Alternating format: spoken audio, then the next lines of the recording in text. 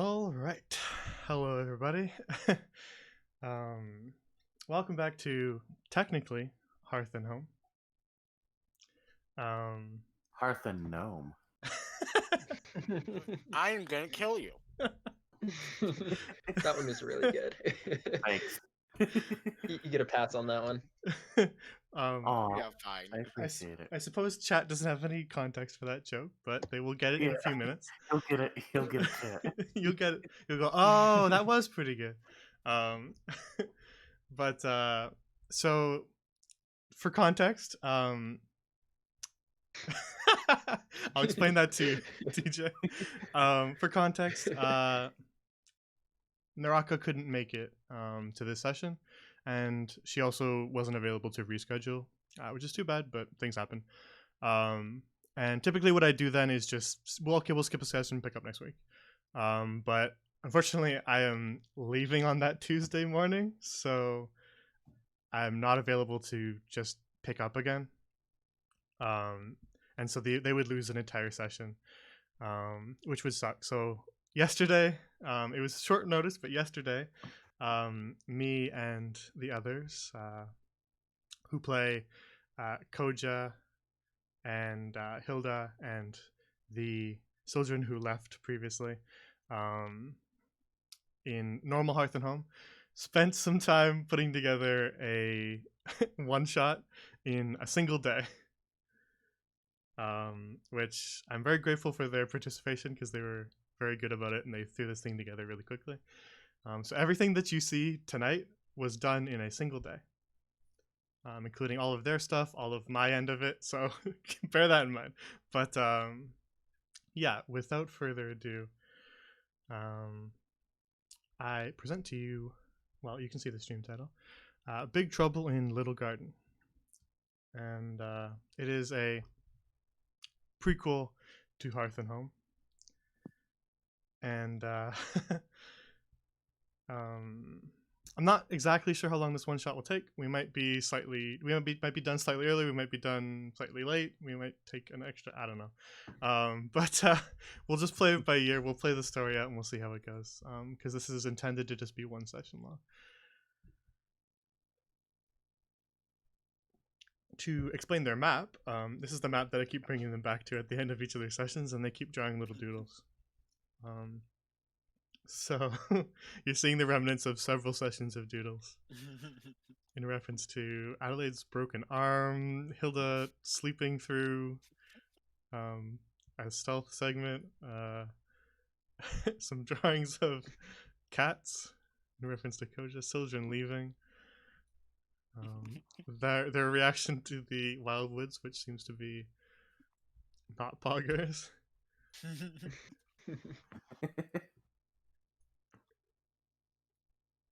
Fresh meat, if you want, I can bring you guys back to the map at the end of the session if you guys want to doodle too. It's become like their whiteboard that they just draw whatever they want on. So I guess I could do that for you guys too, if you guys want to do that.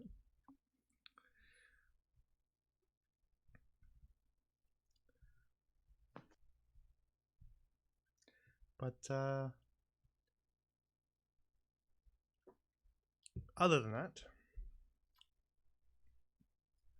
we are ready to begin. Indeed.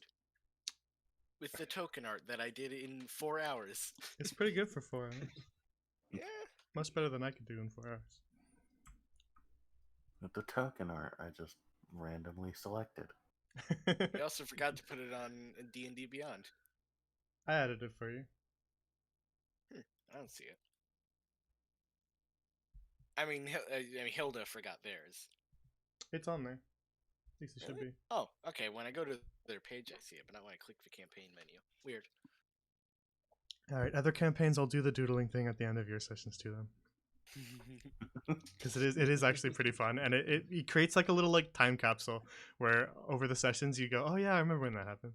So I'll do that for you guys too.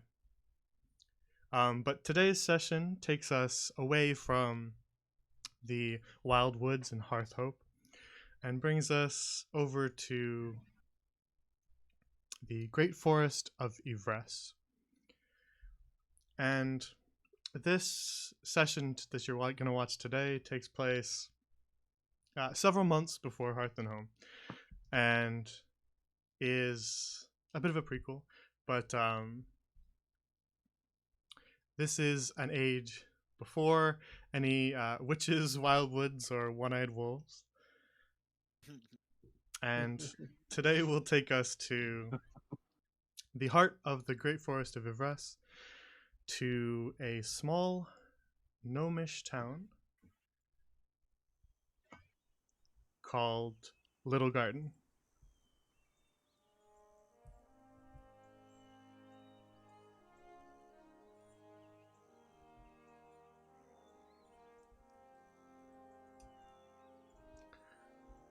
And in Littlegarden, in the hollow of an old oak tree, sits a gnome alone on his rocking chair. Right click is move.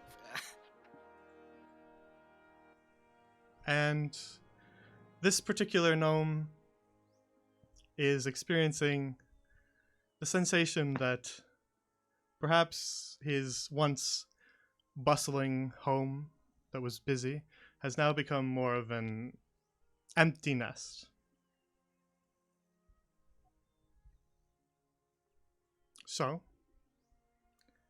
Wims, would you like to give a very, very brief introduction to your character? Yeah, so my character is Flimp Sugar Socks, and he has, as has been previously mentioned, lived quite a normal and basic life, and he's pretty curious, so he's interested to go out in the world and see what's going on, see some new things. So he's looking to start doing that now. He has a pet frog named Aesop that he carries everywhere with him. It is his child now that his nest is empty. And he has a particularly pointed, almost triangular beard that is quite prominent. All right. So, Flimp. I'm gonna have to get used to not saying Sultran, to be honest. I might, if I accidentally do it, just ignore it, everybody. Pretend I said Flimp. But Flimp, you are seated on your rocking chair by the fire, on a normal midday, and you get the urge to get up and stretch your legs a bit. I'm going to leap from the chair, maybe do a bit of a somersault, and then just kind of run on out the door. Go for a quick run. All right. You head out into the yard that you're very used to. You've lived here for a very long time. On the east side of Littlegarden. In front of you is the hill that you've often run up that leads to the center of town. Take a jaunt up there. All right. You jog your way up that hill and find yourself in the middle of town. You've been here many times, and you know what these buildings are. Before you, you can see the town square where the well is located, and someone who lives in town who you recognize. You've spoken with him previously many times. Feldo Fineleaf, another gnome who lives in Littlegarden, is currently drawing water from the well. For some reason, I can't move my character all of a sudden. Hang on, I dragged maybe the wrong. Let me double check. That's why. There we go. Is that better?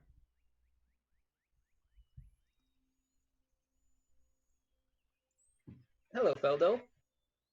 One sec, I'm just making sure that you can. That this carries over. Alright, you can still move yourself, right? Yeah.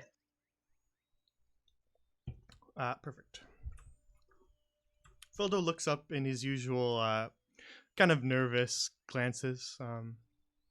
You're used to him sort of having a bit of a twitch to his hands, and he sort of jumps with a start as you walk up and says, hello, Flimp. How's your day going?" Quite well. How was yours? Not too bad, myself.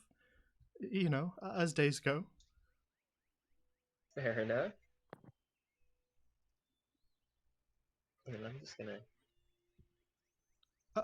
Flim, continue. Flim, Yeah. I believe the village elder was looking for you. He was around just this morning. I believe he went Okay. back to his cave. All right, I'll go pay him a visit. Thanks for letting me know. Just a quick question. Where is that? I assume I would know where that is, but Yeah, I'm gonna fill you in because you live in this town, so I'm gonna fill you in on all locations Alrighty. pretty much. But you remember that the village elder's cave is on the western side of town.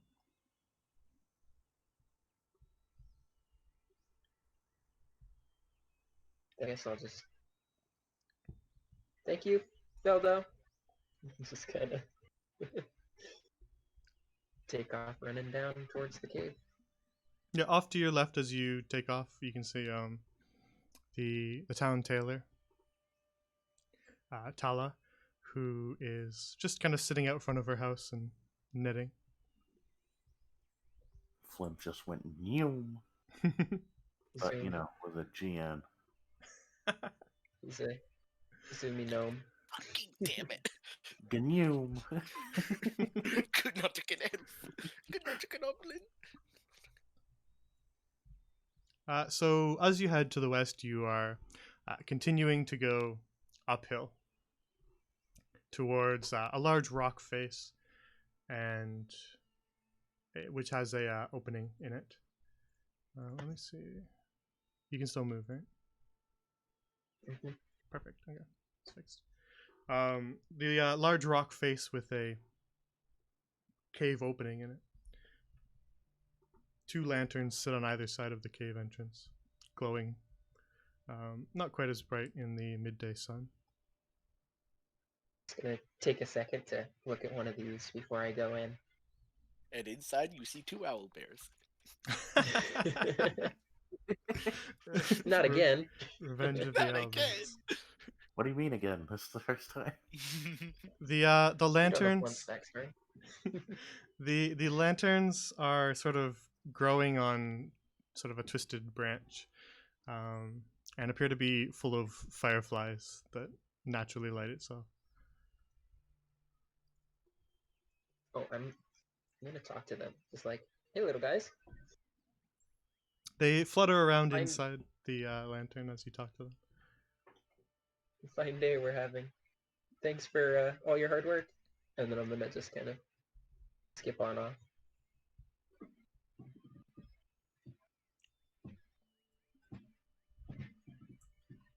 You make your way kind of down the passage into the village elder's cave. Ooh, glowy. Okay. Ooh. Inside the cave is a site that you've seen a couple different times. It's called the Seer's Pool, and it's a small pool of water in the center of the cave that seems to glow and sparkle with light. Inside the cave itself is Zana, the village's seer, and the village elder himself, Bilbin Branch, who's sitting on his chair on the other side of the room with 2 other lanterns sitting next to him. He looks up at you as you approach and he says, Flimp, how are you today? Fairly good. How are you, Bilbin? Troubled, I suppose. Troubles you? Well, you know, that son of mine, he's off missing again. He's likely just lazing about, but to be honest, he hasn't been gone this long in some time. You headed. What's that you cut out? Where was he going? To be honest, I never really know with that son of mine. You know, he's quite a layabout and always finding some way to dodge his work duties. Sons to be sons. If you're out and about on your constitutional, as always, Flimp, would you mind taking a look around town to see if you can see him? I'll keep an eye out. Send him your way if I manage to spot him. Yes, give him a good smack upside his head and tell him to get to work. Do. Oh, and Flimp, you might want to stop by the tavern and see if he's getting himself drunk again in the middle of the day. Alrighty. I'll make sure to check there first. Thank you, I always appreciate your help, Flimp. Thank you, Bilbin. I'll be seeing you soon, hopefully. Yes, yes. I'll see you soon then. Kinda skip off towards the tavern.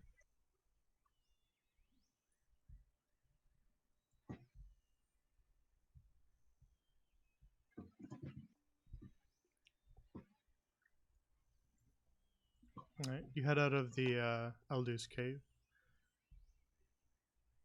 at the top of the hill. It's much easier to head down the hill than it is to head up it, as it's a bit of a steep climb.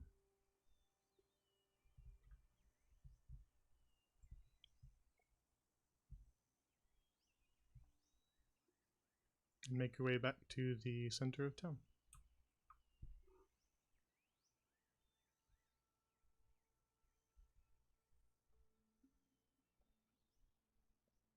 You can see Feldo again. Sorry, go ahead and ask your question. If you're just I was asking where just the gonna ask- tavern is, I'll answer. Yeah. But Yeah. in the middle of town, you can see Feldo, who has now filled his bucket and is just sort of trying to drag it. It's quite heavy, and he's sort of dragging it and spilling water. The tavern, you know, is this building here.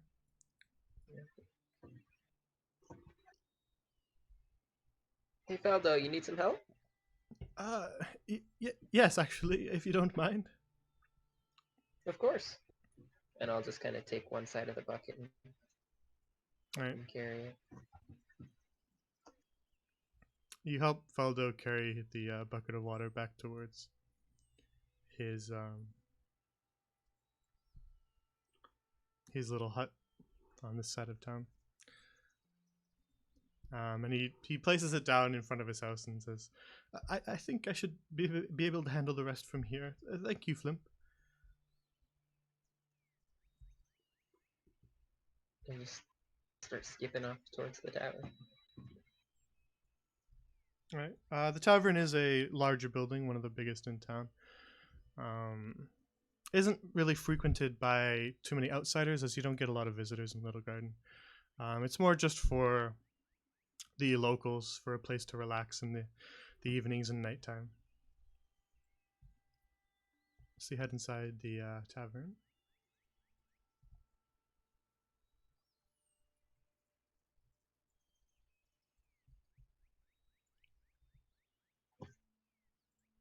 And inside the tavern is some familiar faces. There's the woman who owns the tavern, Rosissa Whistlechin, who's behind the counter as always, and she's just cooking up some food. Every once in a while, she serves another round to the gnome sitting behind the bar. On the other side of the room is Morik Sharpchalk and his daughter Elsa, who are just currently enjoying their lunch. Elsa cute though.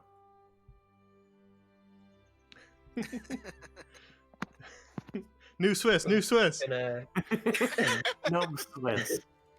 No, Swiss. Oh dear. I'm gonna head up to the barkeep and say, "Have you seen the old man's son?" The woman looks up from what she's doing and says, "Oh, Flimp, dearie, how are you today?" Mighty fine. How are you? I'm quite good as well. You said you were looking for someone. Yeah, I'm looking for Elder's son. Off on his shenanigans again. Have you seen him? Hang on. You would have met the elder son, so I'm gonna give you his name.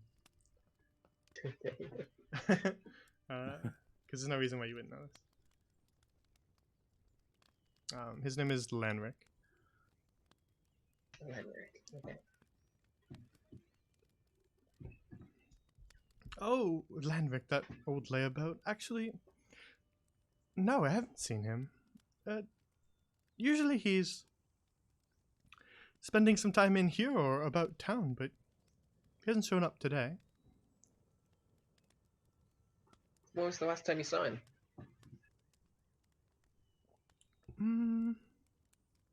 Perhaps 1, maybe 2 days ago. You know how my memory is a little fuzzy Yeah. these days. Aren't we all? Hmm. Do you know anyone who might have seen him more recently? Uh, I'm not sure. You could ask around here, I suppose. Or maybe I the suppose. maybe the carpenter or the doctor's seen him. Thank you, Rosissa. I'll go ask some people. See Happy where. to help. I'll give you a shout if he wanders in here looking to get drunk again. Alrighty. We'll just skip on up to this gnome right here. All right. Seated at the bar is a grumpier looking gnome.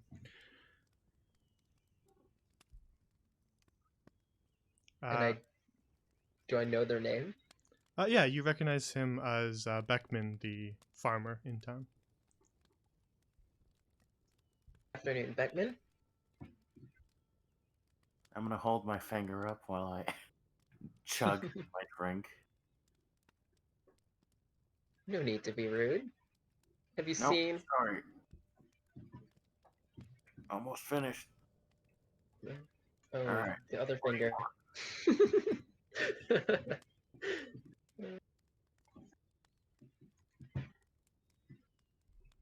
What do you want?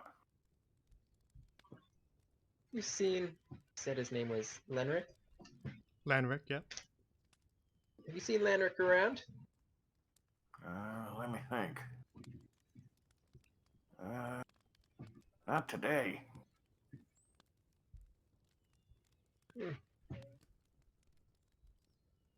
Seems to have disappeared. Troublesome Ben. one, that one. Yeah, he is. Sure is.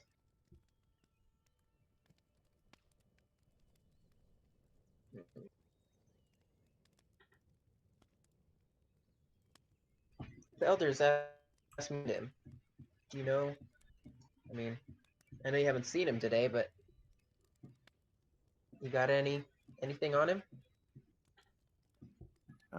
Do I have anything on him? Beckman, the last time you saw him was 2 days ago. He was lazing about in your fields and you chased him off. About 2 days ago, he was in my field. I was just lazing around. I had to chase him off my farm.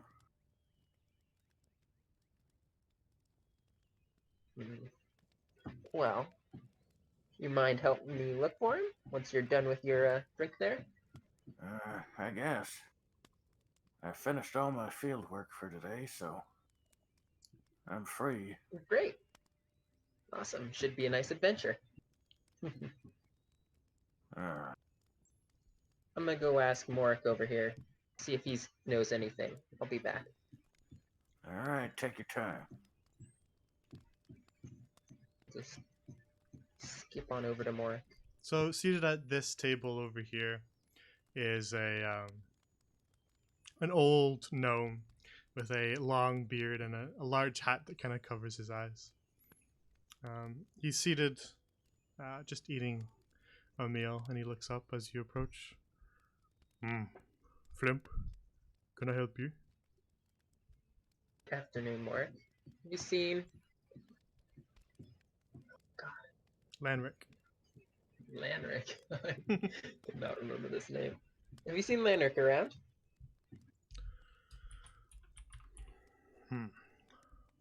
That little layabouts?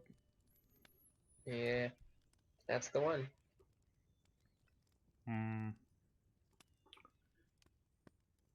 Not for a few days. I Seems suppose. to be the. I suppose I always see him wandering about, trying to get out of his work duties, and sometimes he wanders off into the forest. But other than that, I can't really say. He looks over towards his daughter. Elsa, have you seen Lenric around? And his daughter looks up and says, No, not for some time, actually. Typically, I see him either smoking his pipe out on the rocks or wandering off into the woods. Always convenient whenever he's got some work to do. He's always wandering off. Does he have a favorite spot out in the forest that you know of? Not that I know of, though. Perhaps the carpenter or maybe the doctor knows more, but I don't really know. I don't really talk to him much. Alrighty. Thanks for the help.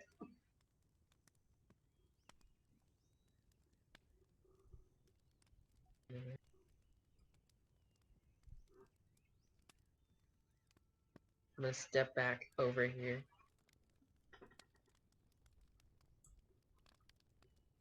You done yet? Oh, yeah. Hold on, let me. There.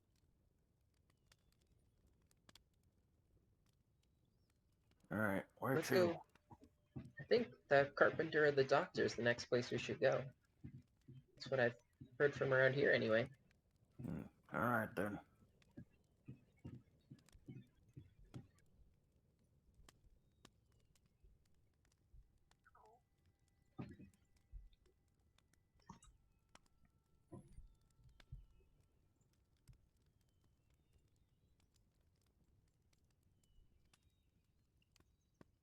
Make sure you can move yourself back then.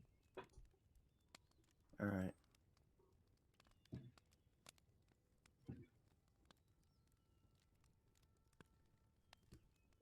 Perfect.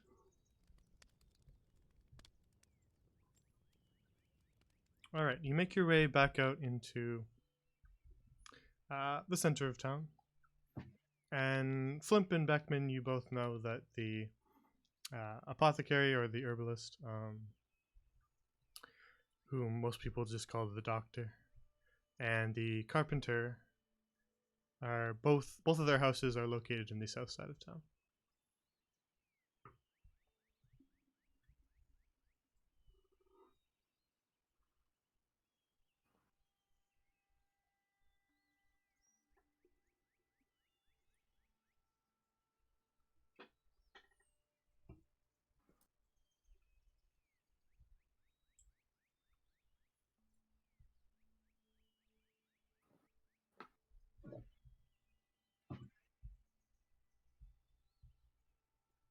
You make your way south and arrive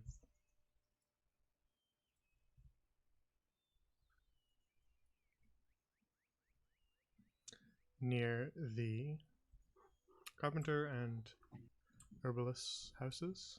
Of course, the herbalist living on this side, with the flowers going out front, and the telltale mess of the carpenter's place off to your right.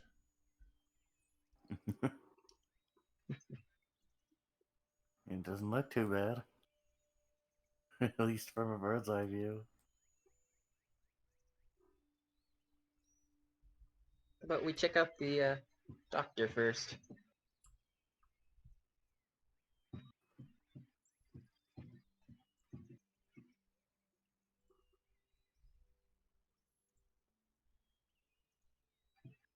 One sec.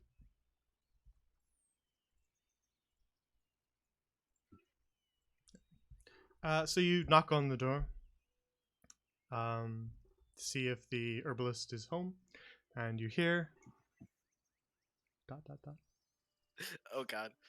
1 minute. And I'll run over and open the door. All right. Inside,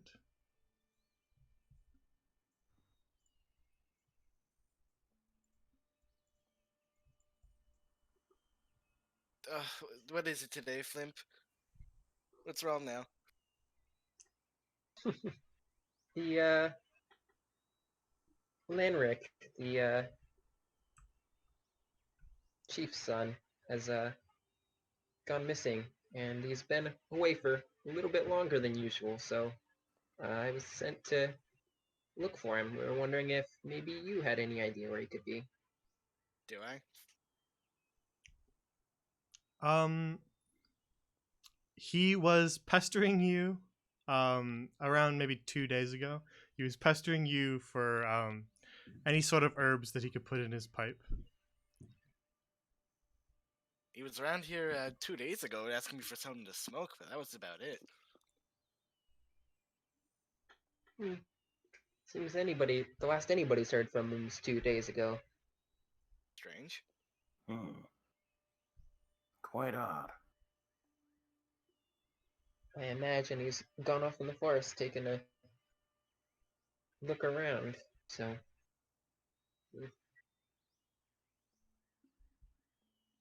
you mind coming with us? Maybe helping us take a look for him? I guess I could spare the little time.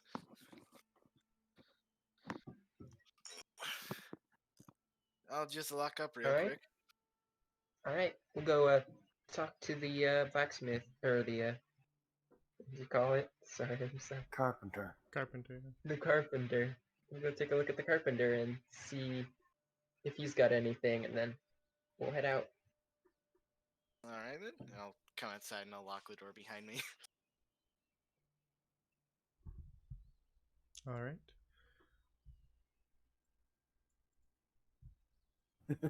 We move through the black void. Carpenter's house. Teleportation.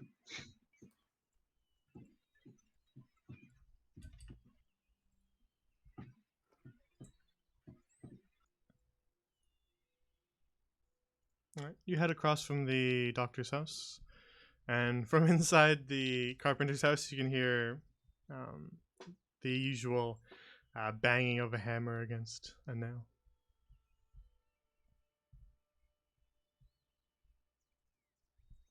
I'll knock on the door. Hopefully he can hear me. It takes you a couple tries to knock before you get any sort of answer. And then you hear the hammering quiet down, and then the carpenter's voice say, "What's that? All right, come on in." Step inside.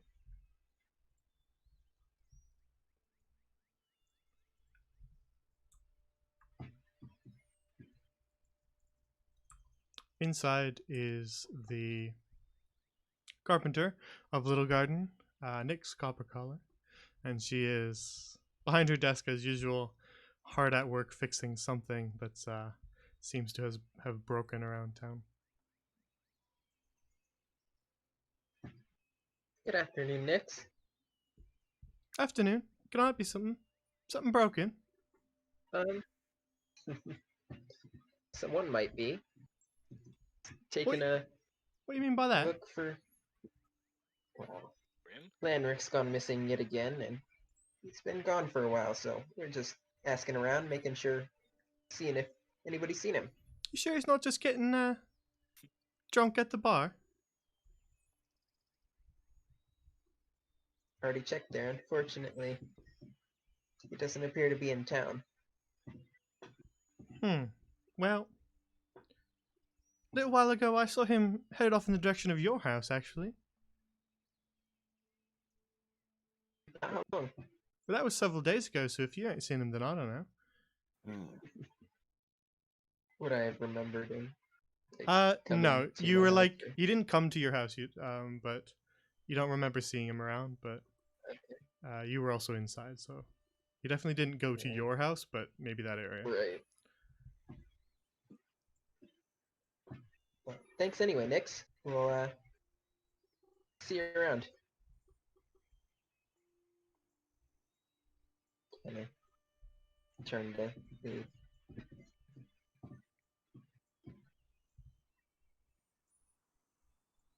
Um, as you turn to leave, Nick sort of gets up from her chair and says, "What's this all about then? The village elder got you running errands for him?" I mean, got nothing better to do. What's not to like about a quick jaunt through the forest to find good old Lanric? I suppose, but ain't you got work you could be doing? Why work when you can travel through the forest?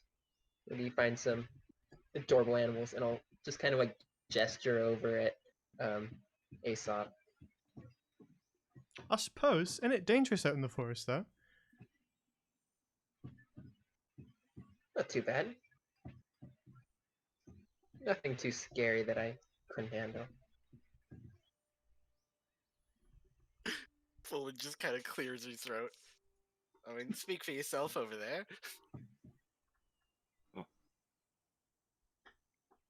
Well, with you two keeping me company, we ought to be able to take care of ourselves. I suppose.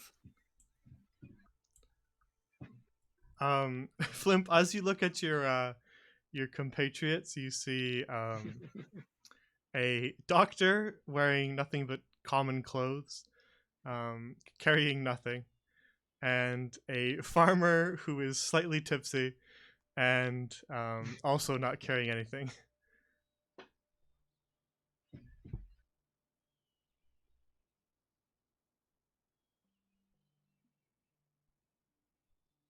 Flint is like,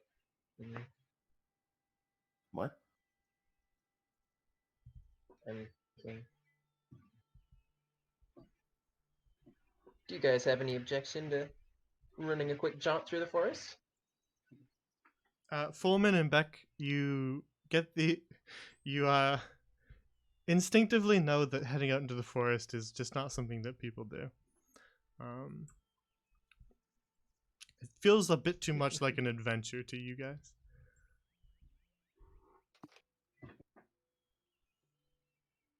I mean, are we really the most qualified to handle this? Yeah, especially when we don't have, protection. Your protection. What do you mean? No offense there, Shorty, but you don't exactly look like protection material. Be inclined to agree. Fair enough. But and then I'm gonna cast minor illusion and make it so like my teeth get like freaking huge. I like get fangs, just like tipping fangs. I First, think I can be mighty scary. Fullman and Beck, you are fully aware, being able to cast that spell yourself, you're aware of what he did. at first I was just imagining like normal looking teeth, but giant.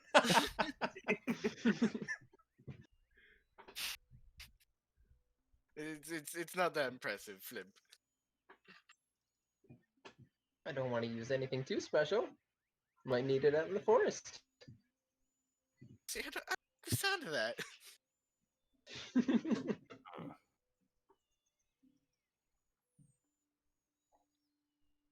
Well, at least let me go back to my farm to get some tools. I think we can manage that. All I've really gotten is a knife, so I hope you have something to spare. I'll see what I have.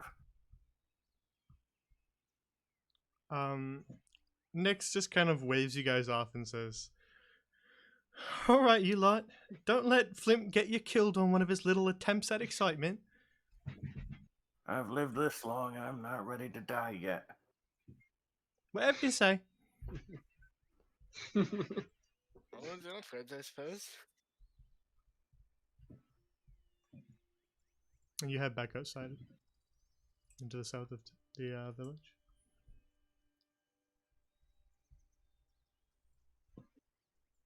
Is that a broken piano?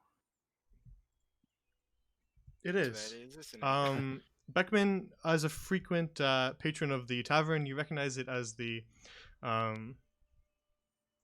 piano from the tavern that was broken about a month ago and still hasn't been fixed. That's sad. Shame that. Can't be in good condition now, I can say that much. Sitting out in the rain.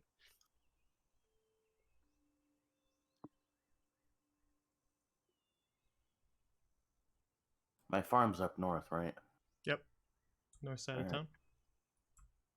Foreman, you need anything before we go? And not that I don't have on me. Yes, Fullman. Alright. Oh, okay. I guess I'll go I would to say house. you don't particularly have anything on you, as you weren't expecting to leave town. You were just gonna walk around town with them. No, that's fair.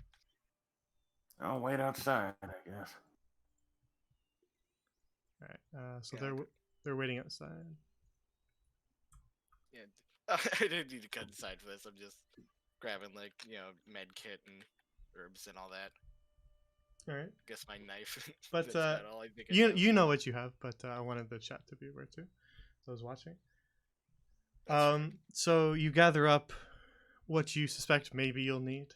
Some medical supplies in case anybody falls and skins their knee.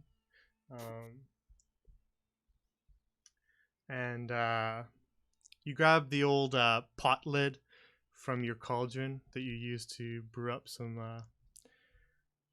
potions. To perhaps be used as a shield in case you need it. And an old knife that you use to chop up herbs that could perhaps be used to protect yourself from something.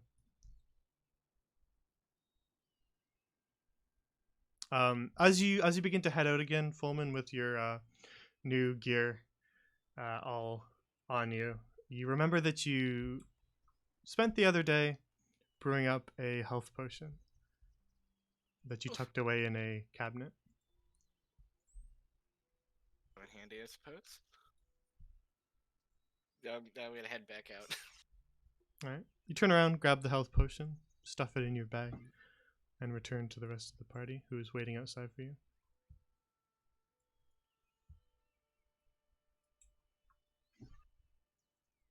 All right, I'm ready. Alright, Alrighty, let's let's get go. on.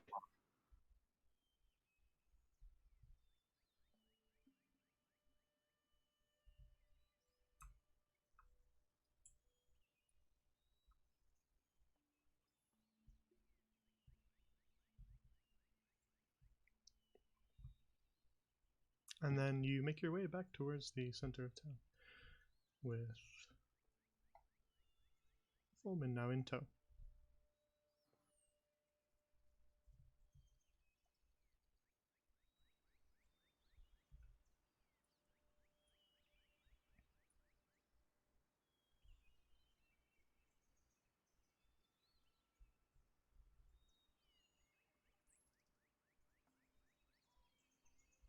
Now, the two of you have visited Beckman's farm before, though he tends to like to keep to himself, I suppose. You have seen the area.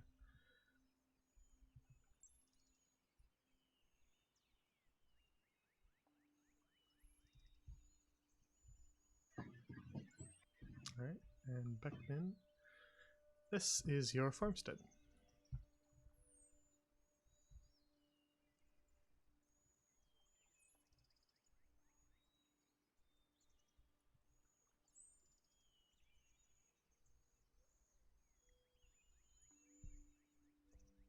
All right, let's see what I got.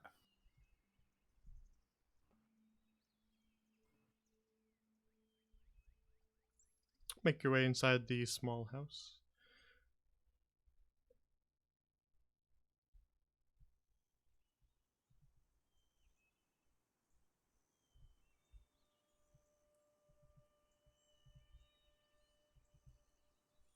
So, Beckman, you look around and consider things that you might want to take with you. There's your old pack that you hasn't had much use. A backpack. Okay. You do have some food left over that you could bring with you, sitting on your counter that you haven't had a chance to eat yet today. An old water skin that you use when you're spending long days out in the field, in your field. There's a hand axe that you use to chop up wood for your fireplace. And there is a pitchfork that you use occasionally for hay. And the farmer's scythe that you use when it's wheat season.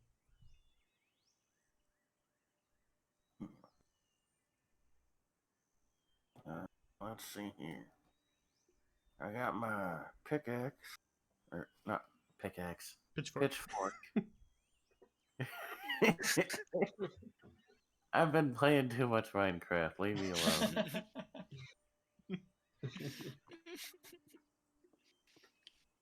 I got my hand axe, and I got my scythe here.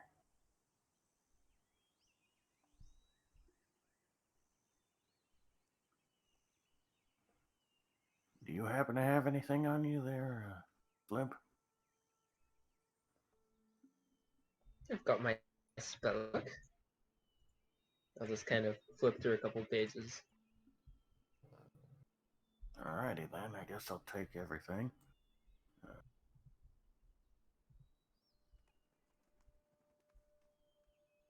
Flip, you have your staff as well, right? Do you have that on you? Yeah. Used as like a walking stick? Mm-hmm. Okay. Hey, Foreman, don't suppose you want any of these? Oh, the sickle could be nice. It's a scythe, not a sickle. Oh, it is? Yeah, it's Like two-handed? full length scythe. Woo! Suppose I could keep that handy. Here, you get the pitchfork. Ah, fine. I'm not giving you a good old Bessie. Fair enough. Alright, let's get moving.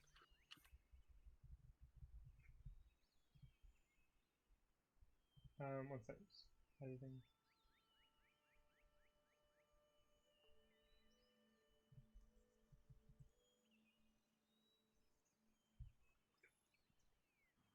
Now, the pitchfork is not something you've used often, Fullman, so you're not proficient in it.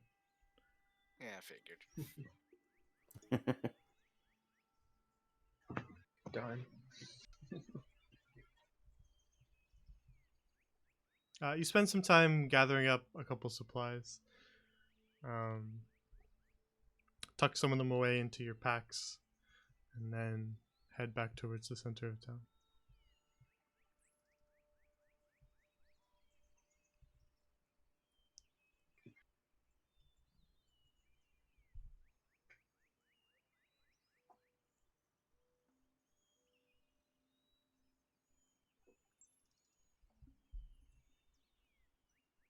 Alright, so, which way we headed?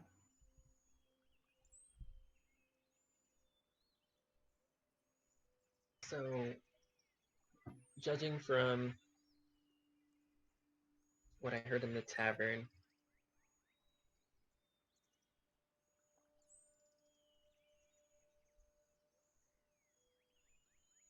would I know generally which direction to go? Like, I know he's off in the forest, but Off in the forest, but keep in mind all the different bits of evidence you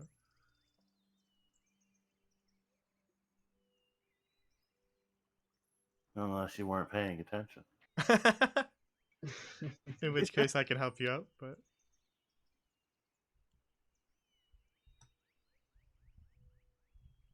I get the feeling he's past my house, but I don't know. That's where I would lean towards. yeah. Well, you were told by some people that he often wanders in the forest if he's not at the tavern. And then the carpenter said that last time she saw him was around your place, headed off towards your place. Flim? Alrighty. Well, I think out past my place is the best bet.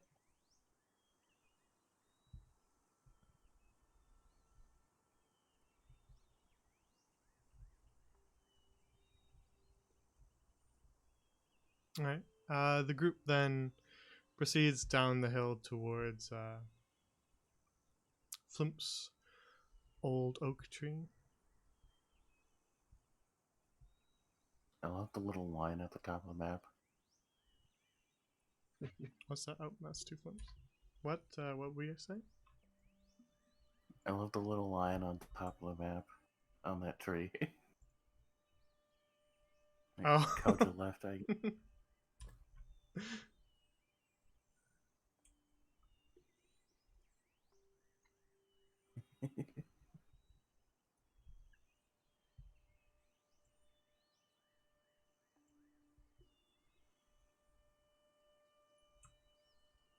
I'm So gonna start looking for clues. before you sits Flimp's house, built into the hollow of an old oak tree. Flimp, you have spent quite a long time in this house. Very familiar to you.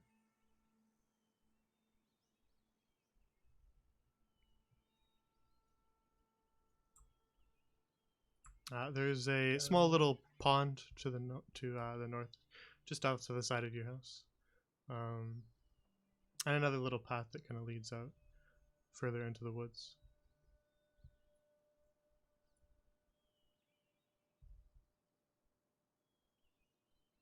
Well, I imagine he would have gone off this way.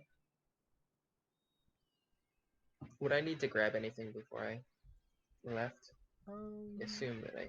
Let's see what you got. I assume you bring your walking stick with you when you went on your walk in midday. So you have that on you.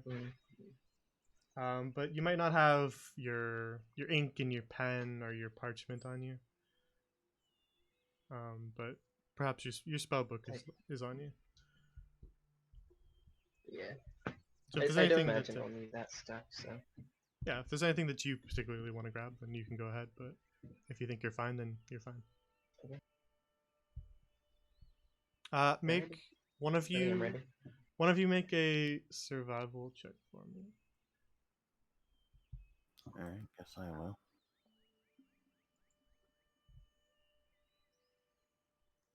Never mind. Got Well, fucked. the lot of you are here also looking for clues, so I'll let you make it with advantage. Just because everybody's helping you. Alright then. Yeah, that's a nat one. Never mind. All right. You don't see any clues around the house that would lead you in a particular direction. But Flimp, you know he didn't knock on your door. Even if he had been in Oh, the area. Well, Oh, I was muted. I got a 17 on that survival. All right. As Beckman and Flimp are just kind of searching in vain, Fulman, you see often as they're hunting around out front of his house, you see a couple footprints off in this over here. Oh, connection interrupted. Oh god. Wait, which direction? Right about there. Just kind of some footprints that are kind of indented into the dirt. that still sit there. God, I'm sorry. My internet is crapping out right now. It's all right. Trying to refresh the page, but it's going so slow. Ugh. It's all right. We're not really in a rush. Pacing is all right so far, so I think we're okay. We don't need to rush. Don't give me that site can't be reached, you piece of junk. Actually, I'll be right back while you fix this then. Alright. Just want to grab some.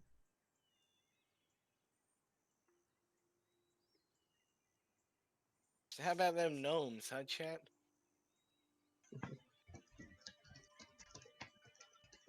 Also, not gonna lie, I got into Roll20. I saw your new character's name, and I completely fucking misread it. Oh no. I thought for a split second it said simp. Good God.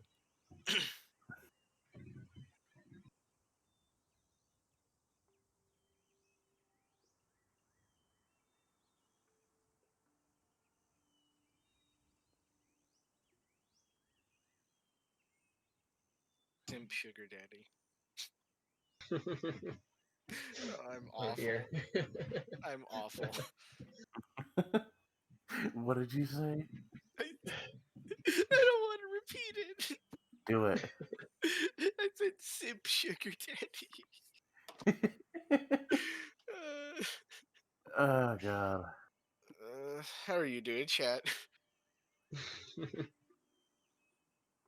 Yeah, it really is a lot, huh, Luna? How could you do this to us, Naraka?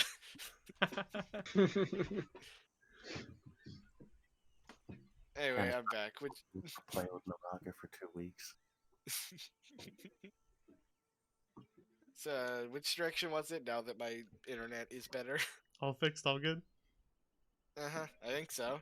Perfect. Okay, by the trees over here. Yeah, okay. I thought so. Yeah, you see some footprints, but you can't really distinguish if whose footprints they are. They might just be Flimp's footprints, as this is right in front of his house. Often you walk over these trees, huh, Flimp? I'm gonna like jump up and down and see if I can like make my footprint to like match Alright, against that's a good idea. whatever.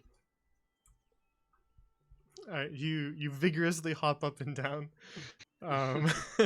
as Aesop just sort of grabs on, gets shaken around a little bit, and you manage to make a footprint in the ground. And Well, here's my That footprint. was productive. comparing the two, they don't seem to match.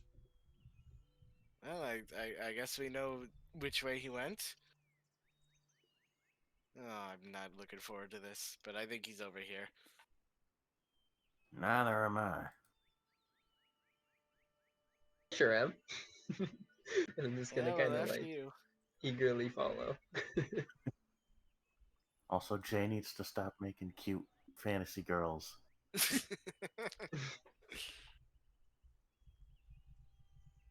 Off into the woods, I guess.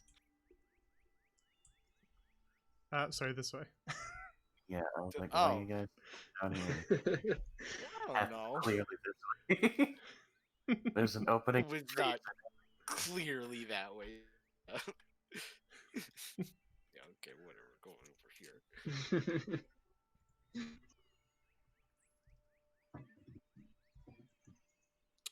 All right. You walk for maybe 10, 20-ish minutes out into the woods. And Flimp, you sometimes walk around this area.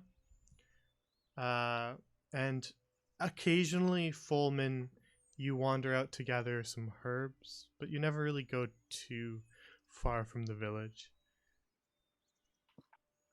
So after walking for maybe 20 minutes to a half an hour, following the occasional footprint or broken branch in the woods. You eventually come to the conclusion that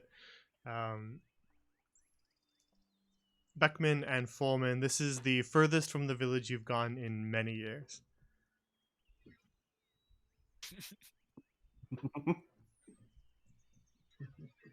I don't get out much.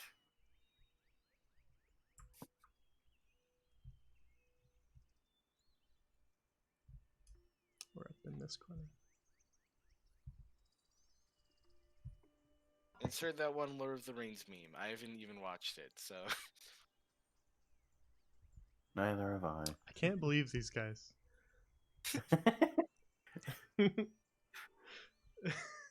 The one shot where I slipped so many little nods to Lord of the Rings and they didn't even watch it. I've been Caught meaning to that watch one it. at least. I'm just lazy and I don't want to. I've got a box set of it sitting around. I guess I could watch it sometime. But also, like, it's the age of the internet. I could just do it on my computer.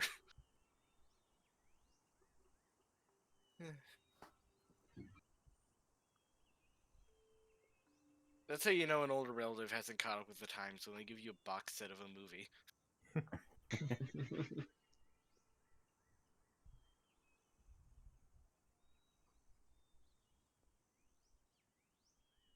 You coming there, Doc?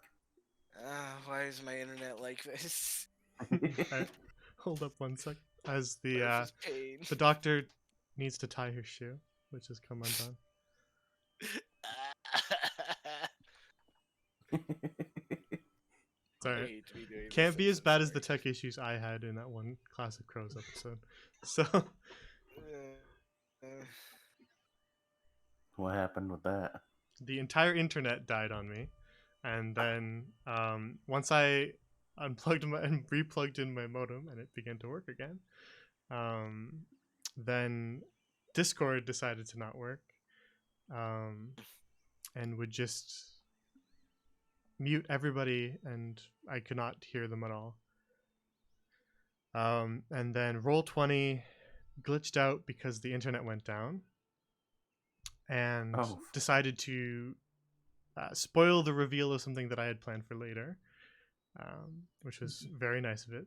Thank you for doing that.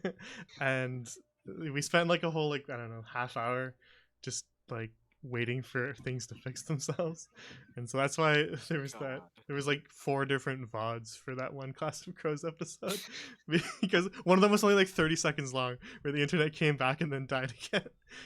Oh, is that why it was split up into like 3 videos? I deleted the thought one that they was were, like- only. I deleted the 30-second long one because it was literally just like an out of context thing of us talking about tech issues for 30 seconds. But if you're wondering why there's 3 parts of session, I don't know, 13 of Class of Crows, that's why. Like, what the fuck is Jay doing? I thought they were like highlights clips or something. I Nah, kept getting notifications for Class of Crows episode. Like, what's going on? it was because Streamlabs automatically, like, it lets you know when it's reconnecting, but it tries to reconnect on its own. So if the internet is like flickering, it goes off and then comes back periodically. So unless you like manually end the stream, it will bring itself back. And so that's why for like 30 seconds it came back and then died again. Whoops. Oh well. You know what? This still isn't as bad as my computer completely shutting off mid-combat. That was also pretty bad, but in the end I had to fix the Discord problem. I had to reboot my entire computer. So that was why the last portion of that stream was after I rebooted the whole computer. Oh, hey, I'm finally back. Jesus Christ. Yay. All right, finish tying Not very her good at tying your shoe. shoes, are you? Yeah, no. I'll I don't help even you know what they next look time. like. I didn't draw them. Hey, Doc, get over here. Is that? Oh, gee. Yeah, no, that's blood, all right. That can't be good. Yeah, no, not usually. Fullman, make a medicine check.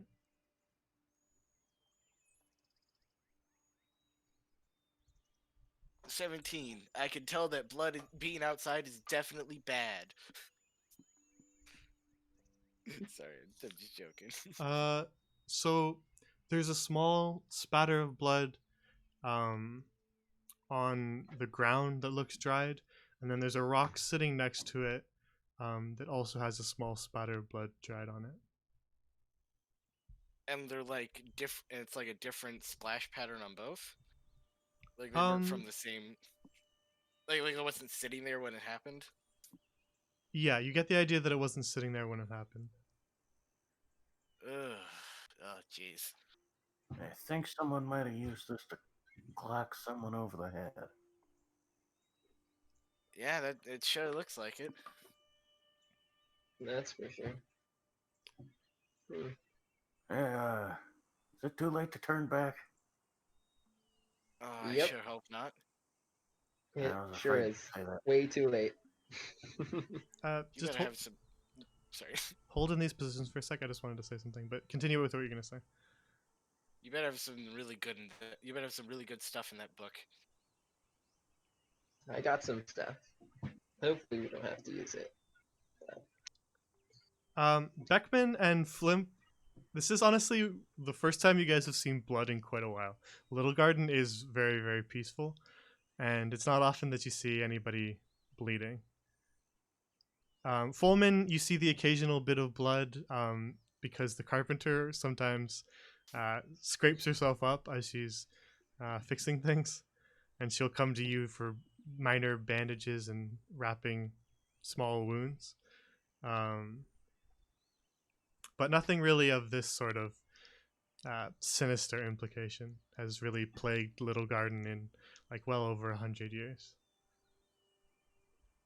I'm just gonna like kneel down and maybe make a little drawing in a notebook of this rock and the blood on the ground.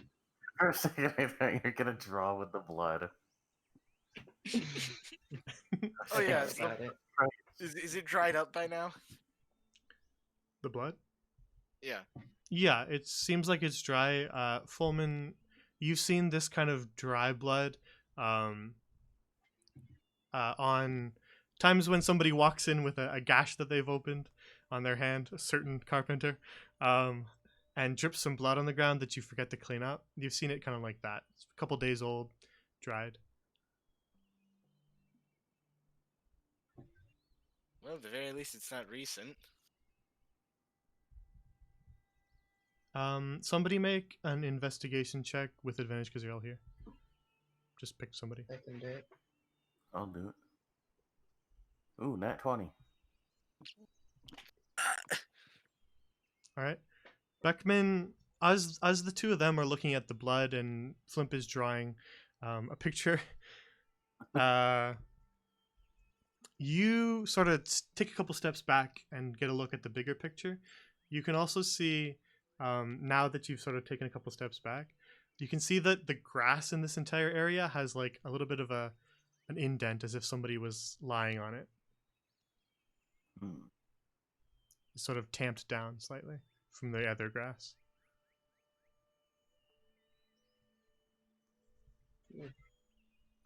And that sort of tamped down appearance continues off in this direction. With a nat 20, you get the suspicion that perhaps somebody was dragged.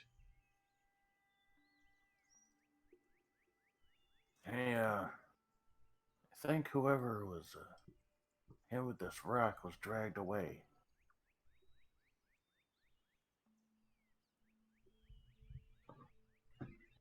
Think it's over this way?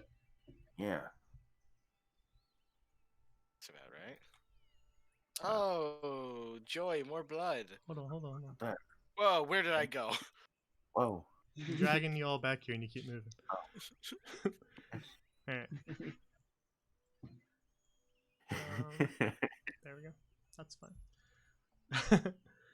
Go with the Ganyum again. As you sort of look at the surrounding area and you notice those tracks being dragged off, you hear a different noise off in the distance from this direction. You hear a growling and barking. And then, as that catches your attention and you turn to look for the source of the noise, you see sort of the blur of some rather vicious looking hunting dogs that are all currently running your way. Almost foaming at the mouth at the sight of a meal. So roll initiative. Oh boy. Oh no. What did you gotten us into? I rolled the nat one with my initiative. No!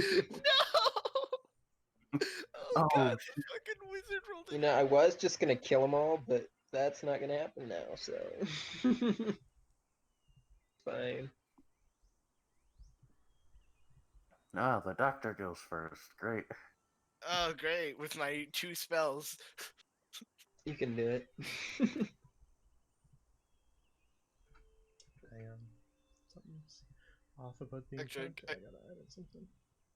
Actually, I guess just 1 spell because the other I don't think I'm even supposed to use. It's just prepared by default. Oh, you mean bless? Yeah. Sorry, what were those initiative rolls? Did you do them in the chat? In 120. Oh, yeah. I got 18. Got a 3. Which is a natural one. And unnatural 20. And 18.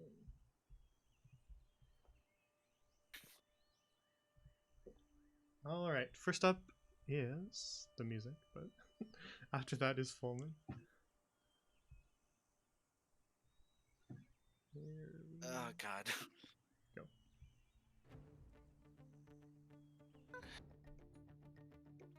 Oh, there it is. The familiar music. So, Fulman, you begin the encounter. You see these hunting dogs that are kind of slobbering between their jaws as they run towards you, weaving through the trees. What do you do? You know what? I'm just gonna stay here and prepare an action to attack any of them that get close. Get close to you, like within range of you. Yeah, within range of me. With what weapon?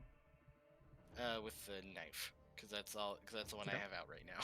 Gotcha. Alright, so if anyone That's all. wanders into your melee range, then you can take your action then. Yeah. Then next is this hunting dog, who's going to run towards you, Beckman, and lunge at you with its jaws.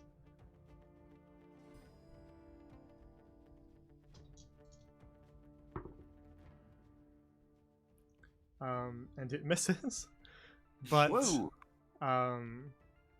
you get some slobber on the side of your arm as it lunges just past you. God, damn dog. Which brings us to your turn, Beckman. Alright, I am going to slash at it with my scythe. There you go.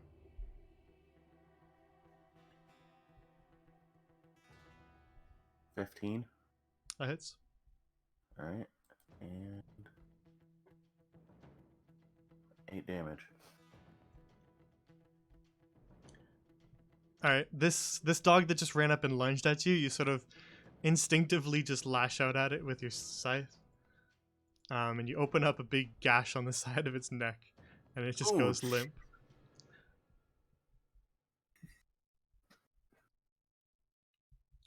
Anything else, Beckman?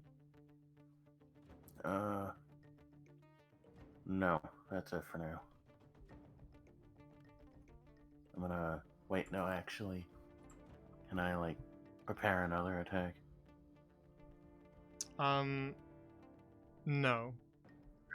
Yeah, that's it then. All right.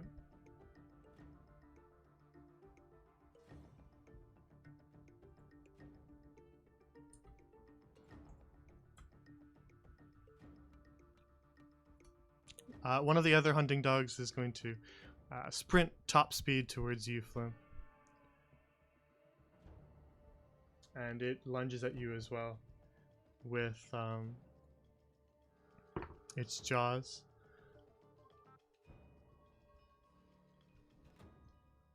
And it's going to hit you. I'm gonna cast shield. Okay. Gives me a 17 AC. It still hits. Dang it. But it rolled low. So it does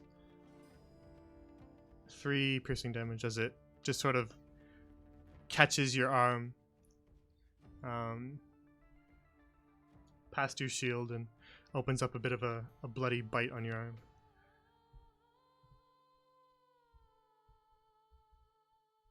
But you still have shield. Silly dog. Still have shield active, so.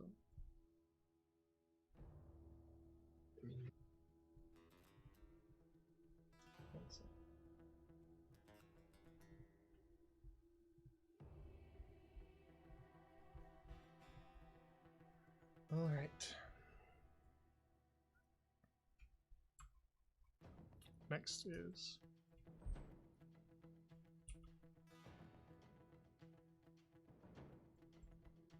that dog who runs towards the group, but isn't able to get within range to attack. Thank goodness. Which brings us to this dog, which unfortunately is able to get within range. Damn it. And it's going to lunge at you, Beckman, with its jaws. And it hits for 4 piercing. Oof.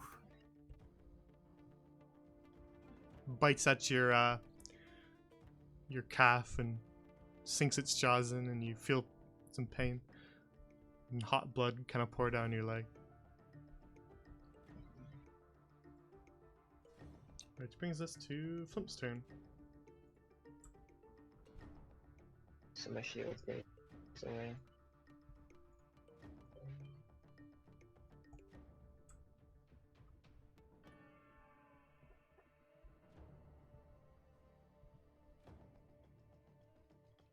I'm gonna cast Shocking Grasp on the dog right in front of me. Alright. It's gonna be a 12 to hit. That hits.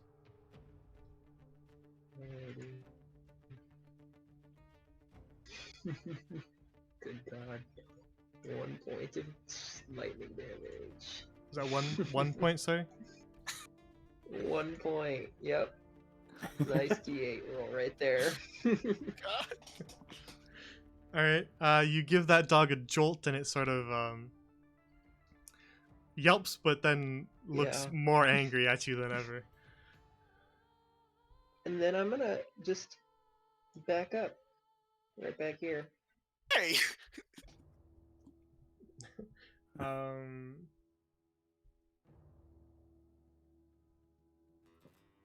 Yeah, because it can't take a reaction because of Shocking Grasp, so you're free to go. Right. Yep. And then that'll end my turn because I got nothing else. Alright. And we roll back around to Fulman. So, Fulman, you saw 2 of your party members just get bites taken out of them by these dogs. What do you do? Oh boy. Okay. I guess since Beckman's getting attacked, I'm gonna run over and stab at Don't- this one. Oh God, why? Why? Why? What else am I gonna do? Do nothing? You could patch me up a little. Fine. I mean, I guess I'll stay back and use Cure Wounds on Beckman, aka just first aid. Yeah, so to clarify, Fulman is not using magical spells. Fulman is just wrapping and bandaging your wound in the middle of combat, which is taking the place of Cure Wounds, as Fulmin isn't a spellcaster. It's really overkill, but there you go, 8 hit points. Thank you kindly. And your Yep. spell slots, Fulmin, represent the amount of supplies you have. Yeah. Makes You know what? sense. Fuck you, you fucking. Wait, do I even have the movement to go back there? I do. I'm getting behind you again. Hell. Very on brand for a couple gnomes who hate adventure to try to hide behind the guy who forced them out here.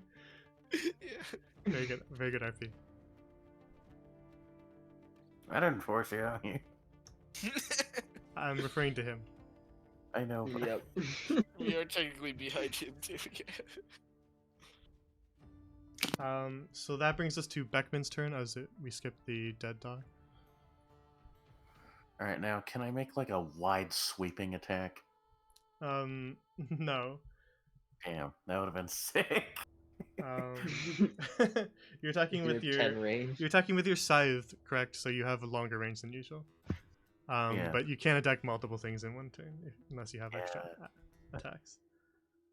Or like very specific features. Yeah. All right, I I'm gonna think there's rage. a feat that does that. I don't like getting bitten in the fucking leg. Yeah, you let the general anger at being dragged out here and the fact that you now have a injury fuel you as you get real pissed off. All right, I'm gonna attack this one then, Okay. and that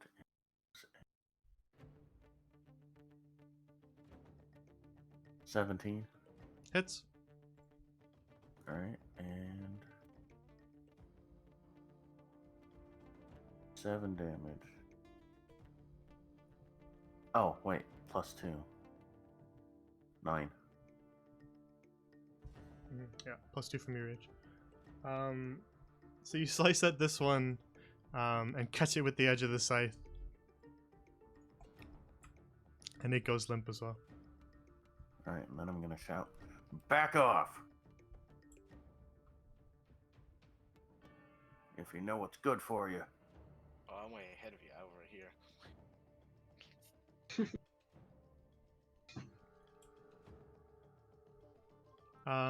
Okay, then that brings us to this dog who still has slightly singed fur from the lightning bolt it got hit with and is going to attempt to exact its revenge.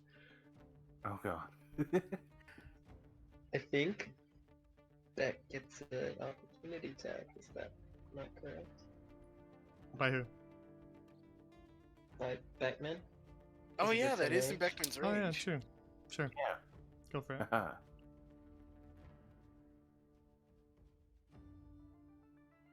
All right, now what do I do? Just make an attack roll. This is using your reaction though, just so you're aware. Yeah, of course. 16. Alright, that hits. All right, and 11 damage. Alright.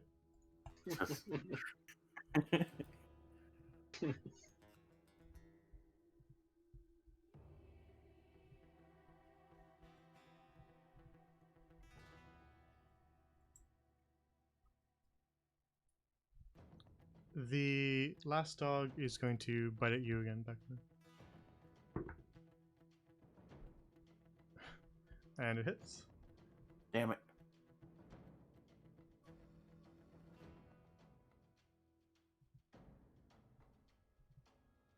It hits for 6 damage cut in half, so 3.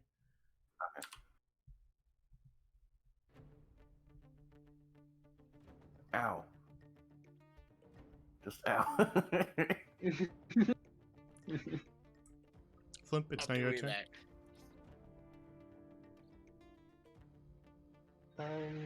I'm going to look at Aesop and say, "Come on, Aesop, gotta help me with this one. Gotta do something." And then I'm gonna cast a airbolt at the remaining dog. Gonna be a 16 to hit. Sorry, what are you casting? Firebolt? Firebolt. Yeah, Okay. What did you roll? 16 to hit, That hits. and that's gonna be 7 points of fire damage. All right.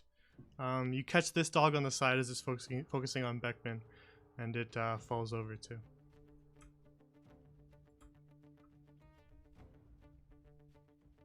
Still smoking from Thanks, your Aesop. firebolt.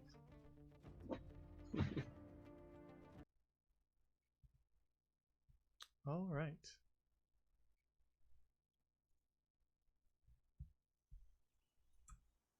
Good lord. What are hunting dogs doing out here? Very good Damn question. dog. Leg. I'm gonna take a look at them and see. Like, do they belong to somebody? Is there any indication of that, or? They have harnesses on them, so it's clear that they have an owner.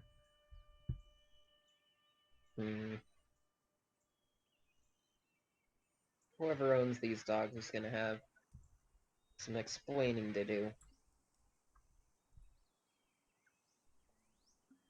There's more blood over here.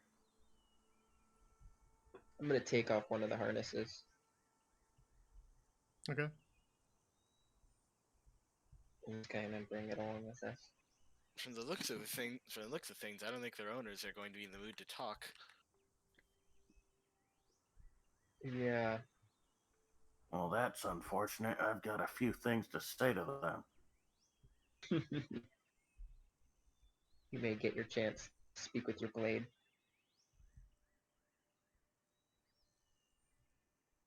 All right. So, heading off in this direction, you occasionally see a few other footprints and an occasional droplets of blood. No big spatters like there was around the rock, but the occasional droplets. And Beckman, you can tell that the trail where someone was clearly dragged still leads off in this direction. So you don't have too hard of a time following it between the three of you, recognizing the droplets of blood, occasional broken branches, footsteps, and drag marks.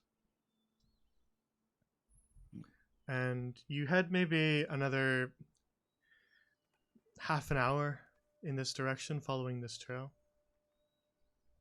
The terrain around you sort of gets a little more rocky, as you're quite far from the village now, giving you a bit of an uncomfortable feeling to those who don't often go outside of Littlegarden.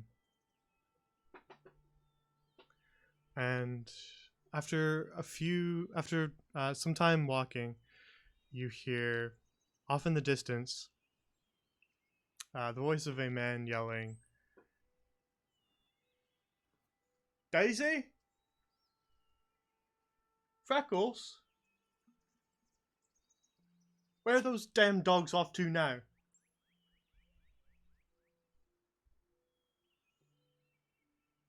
I'm immediately gonna hide. There's probably lots of things to hide behind, but what are you gonna hide behind? Tree, maybe? Or a large set of stones if those are available. Probably the tree is the most realistic. So anyone who's gonna hide, make a stealth roll. I Alrighty. will also do that. It's gonna be a 21 from me. 20, 19 plus 1. That's a 20. What the Stealthy little 18 gnome. plus.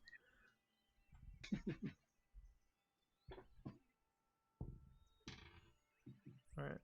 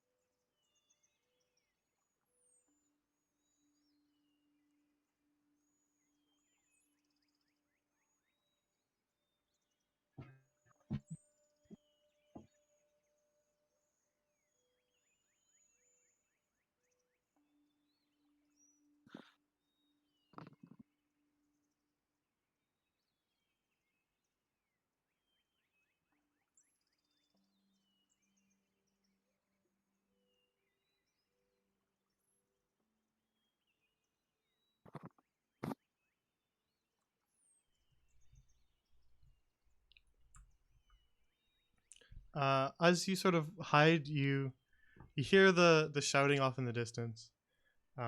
Continue for a little bit, and then eventually just sort of gives up.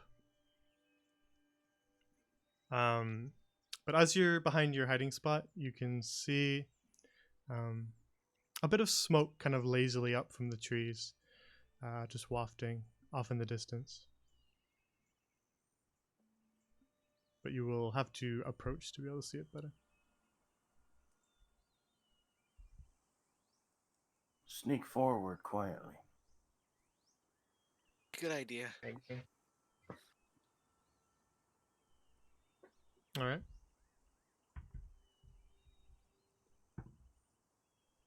Well, if that's what we're doing. You continue forward as stealthily as you can, and eventually you see sort of like a rockier cliffside, sort of like a rock face that rises up from the forest floor. And at the top of it is a small hut. So I'll show you that now.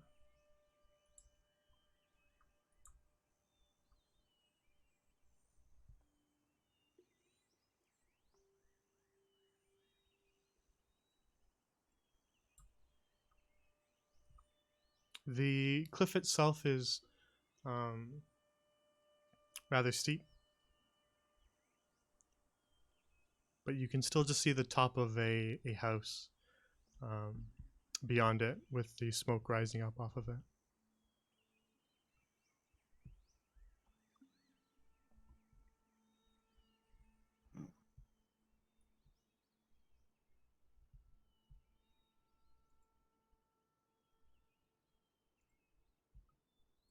Well, this is very bad.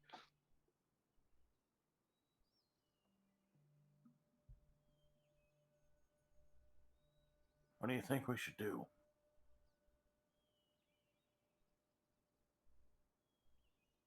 Flimp? So we can't, as far as we can see, we can just see this cliffside, right? And then maybe a way up over here. Can't see anything that's up there other than there's a house. Yeah, you can just see the top of the roof. Here, I'll hide what you can't see. Okay. But you can see the cliff. Like there's sort of like a natural ramp that's formed up along here, and you can see a dog kind of sniffing around at the base of the ramp. But other than that, or the top of the ramp, other than that, all you can see is the top of the roof. But you can hear the occasional like crack of somebody splitting wood.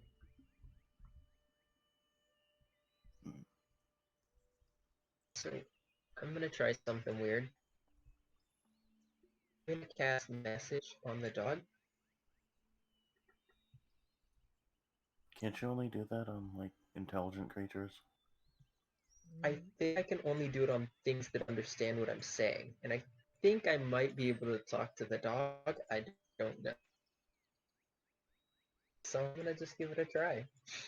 See what happens. Yeah, you can It's a definitely cantrip.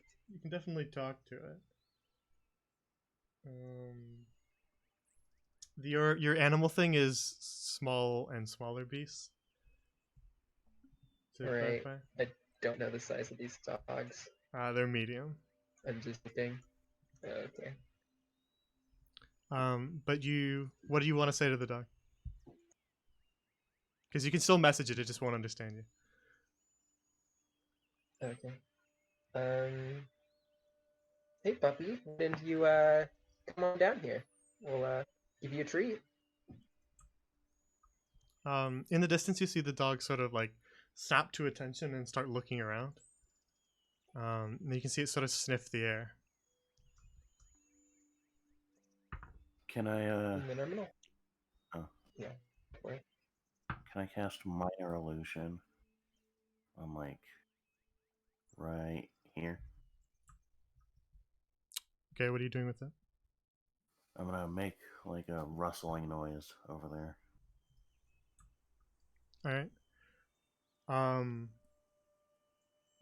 the dog who was sniffing the air um, begins to sort of bark and then starts to run down the cliffside. I'm gonna cast firebolt on it when it gets down below the cliffside. Oh god.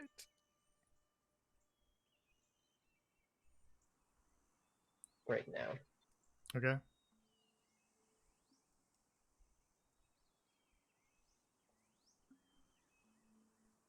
It's gonna be a 22 to hit. All right. It's gonna be 5 points of damage. All right. Hang on one sec.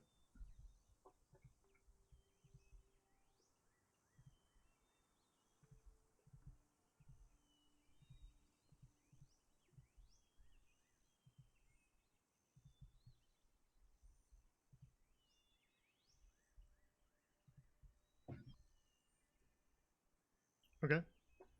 You hit the dog in the side.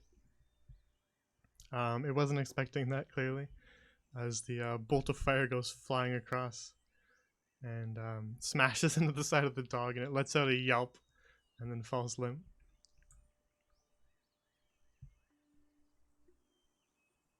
See, that wasn't too bad. Yeah, Good except god. someone might have heard that. And I then hope not. over the top of the cliff, you see two figures kind of peek over, glancing back and forth at each other as they inspect. They see their dog lying there motionless, and you see them draw their weapons. The one on the far end over here pulling a crossbow out from behind his back, and the other one drawing a scimitar.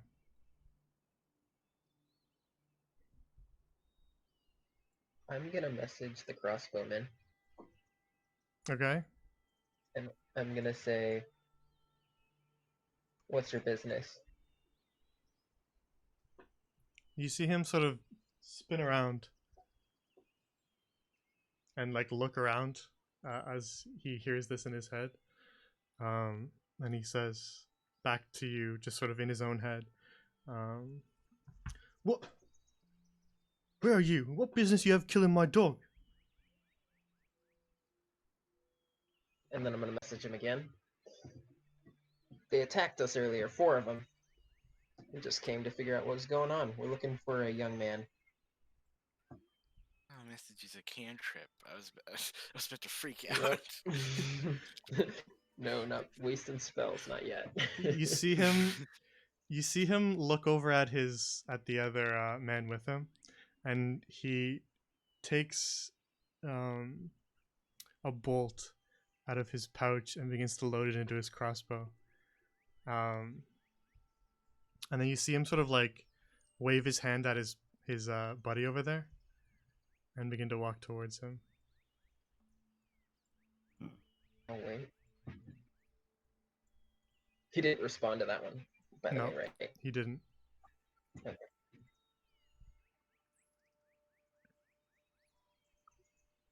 The two of them stand relatively close together, and you can't really see what they're doing. And they stand there for about a minute. Oh, Flint, what magical nonsense did you do this time?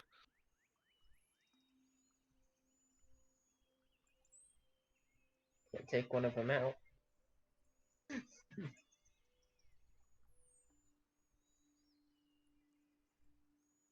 Okay, so here's what I'm gonna do. Once this guy gets down out here, I'm gonna use catapult on the crossbowman up here.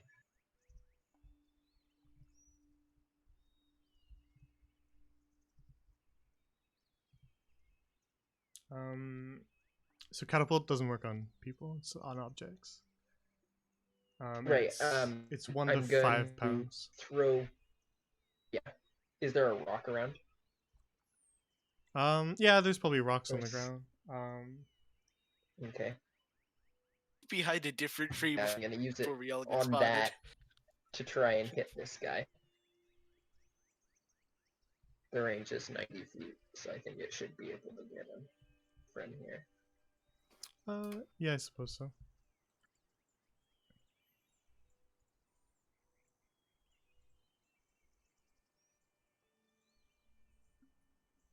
Alrighty. It's a team tech save on this guy up here. Let me. What's the DC? 13. Yeah. Let me find what his dex is.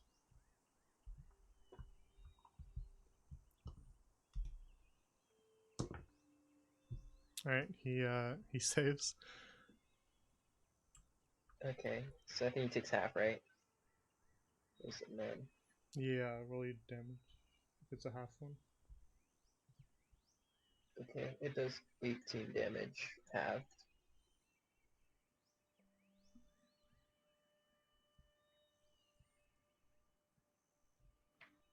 Here, let me one second. I just want to check it.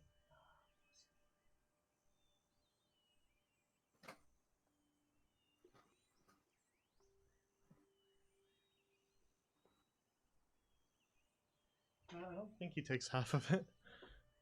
Does it just hit no matter what? Does he just take the damage? Is it just free damage? I didn't think that that was what it was, but now I went back to read it because I was like, that doesn't It says sound on right. a failed save, the It's object just- strikes the target and Exactly, stops yeah. moving, Is and then it catapult does just 3d8. is catapult just free? I haven't had someone use catapult in quite a while. I just didn't occur to me that it was just free damage. Alright, well. What was your damage? 18? Jesus. Fucking A. It's 3d8. Holy shit! How was that Yeah. not broke? Yeah, Shit, that's why it was. So we just magic gun. And that's half? No. No. That's the Okay, full half of damage, 18, but Jesus. Okay. I just don't see Right, I forgot half what happens damage. on a successful save. Sorry, it was what? What was it again? 18. Alright. I think it says it does half damage. What'd you say? It's Are we talking about it doing half damage? Because I don't think it says it does that. That's what I'm saying. Oh, Right. okay. Because typically a lot of spells like that, when they require the save, they do half damage on a successful save. So that's why I went back to check catapult, because we were both under the impression that it was like that, but I reread it, and yeah. There's nothing about it Free taking... damage. Jesus. Yeah, that's broken. I mean, wizards are a little Good for first level. high damage. Yeah. Oh, to be clear, Flimp is a higher level than you guys. Yeah, Ah, I noticed. makes sense. Yeah, I went to check his health earlier. It's like 14. Wait, what? I thought they were supposed to be the squishies. My health's Alright. 14. yeah. Well, then you level one. fling a rock from somewhere around here, up the cliff, and just crack this guy right over the head. And you see like sort of like a spurt of blood as it hits him right in the forehead, just go spattering out, and he looks pretty dazed, but just barely still alive. I'm gonna message him again. No, you're not, because these guys are going into combat, man. Oh, okay. Are you trying to get us caught? So Well, initiative they rolls. still don't know where we are. Right? I mean, we're still all hidden, I think. Oh, that's the general direction from only 40 feet away. Yep. So I threw a rock from like here into this dude. They still have no clue where we Okay, are. that is fair. That is fair.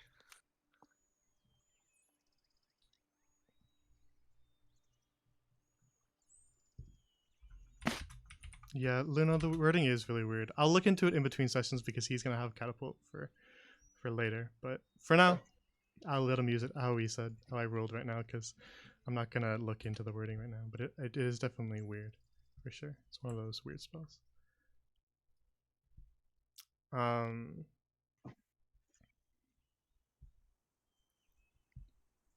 Go sit it in chat.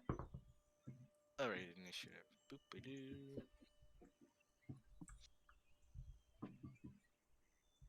Oh shit, forgot to roll. My bad.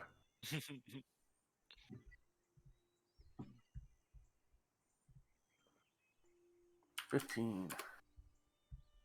Was that 17? Was that 15, 16, 17 you get? Yeah, apparently. 17, 16, 15. Very coordinated. Yep. In order. Look at us go. Very impressive.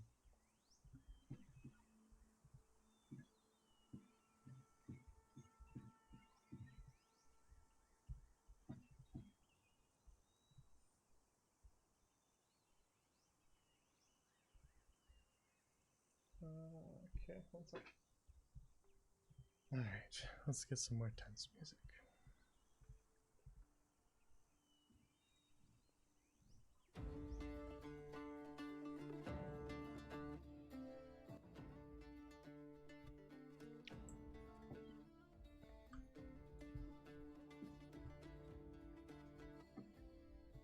Alright, 18 already.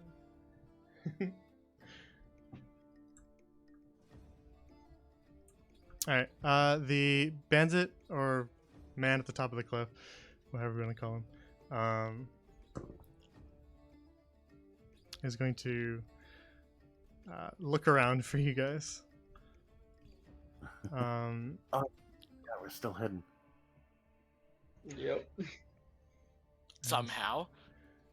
He's going to make a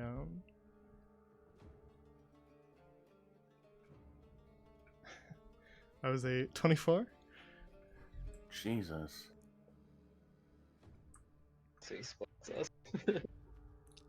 So he spots you guys over here and shouts, "Behind that tree!"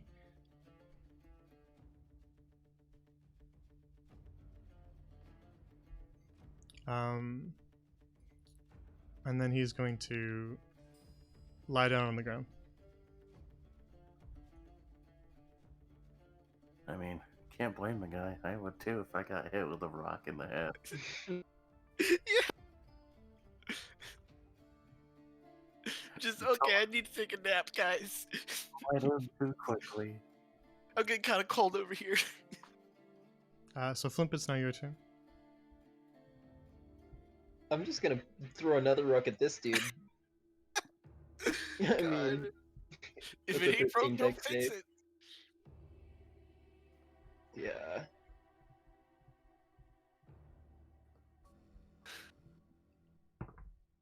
Alright, he saved. Shit. Man, early spell saves are so hard. So how are we doing this? I mean, we gotta go the same way that we did last time, so I guess you get your damage again. 16 damage. Jesus.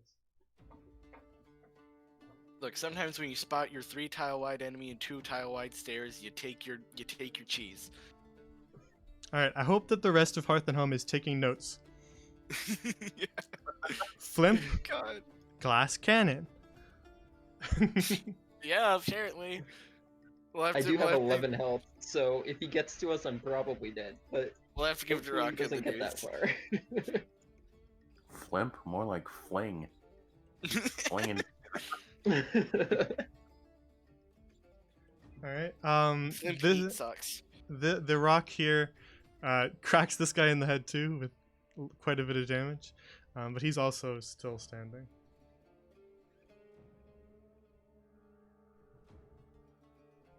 Alright, and then that'll end my turn, I think.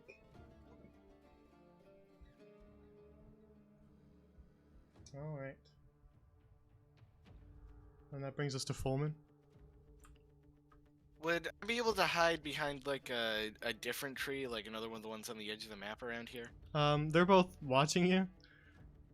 Oh, we can't like move behind the trees. You could move behind the tree, but they will know which tree you're behind. Darn. I mean, you could try and hide over here. Well, yeah, that's what I meant with like the hide action, but I guess not. I don't I know. don't really have any ranged options. Well, the tree will at least count as like partial cover if they try to shoot us or anything, right? Yeah, you can get half cover from hiding behind the tree. Yeah, I'll just prepare another. Actually, you know what? I'll switch to the pitchfork while I stay hidden. I think, because that's a full action, right? Yeah, you sheathe one weapon for free and then unsheathe the other as your action. Yeah, I'll do that and stay hidden. Well, in quotes. Okay. Then if that's your turn, hunkering down behind this tree. Yep.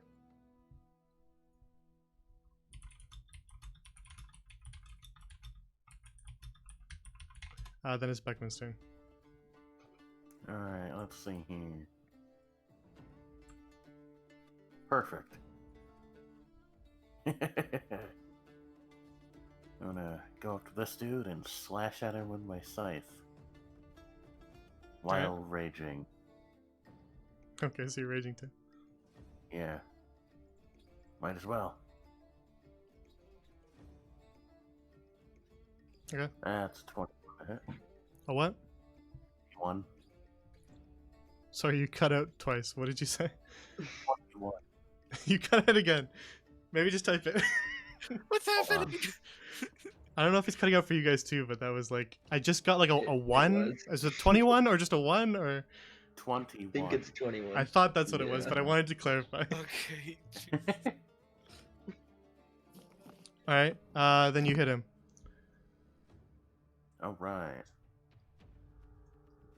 That is 12 damage plus 2, 14 damage.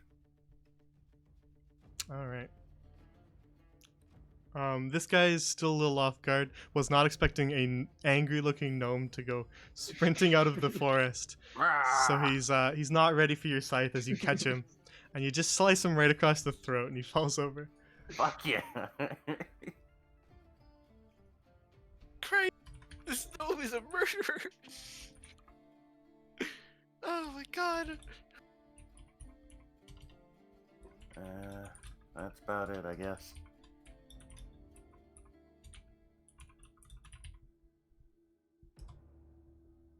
All right.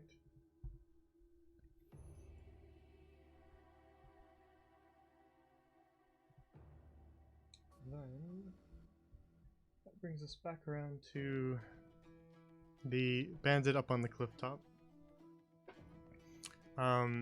Who he lied down to make himself a smaller target, but he's sort of leaning over the edge of the cliff, and he levels his crossbow at you, Beckman. Bring it on.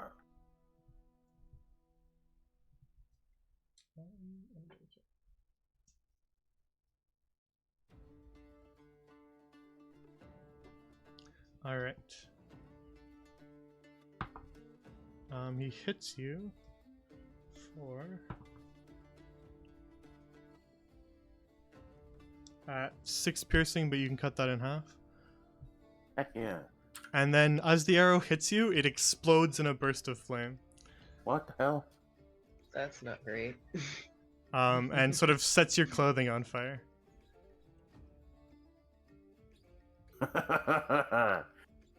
So you take an additional 2 fire damage, Damn. Hell of a way to hunt. and your clothing is now on fire. Do you have a good fire? I would use red, but Orange? no, I'm going to just give you a little fire marker. There you go. On fire. All right, Flimp. Alright. I'm gonna just run out of the tree, and I'm gonna, like, just go, woo! And just throw a firebolt at him. All right.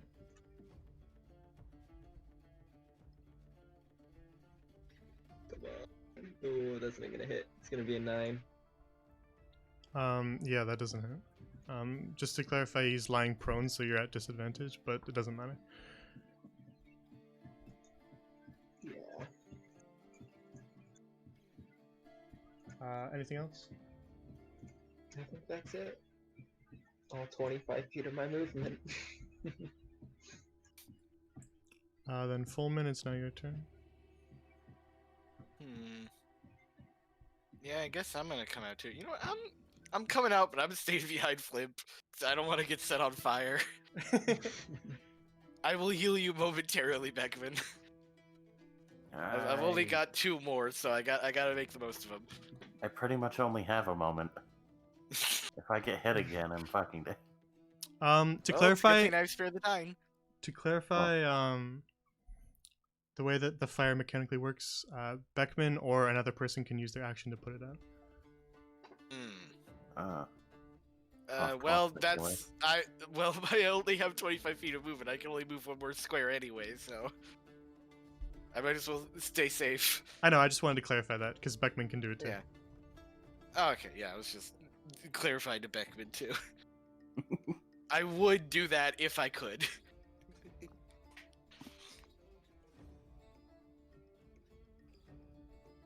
Then if that's all, Fullman, Yeah, that's all.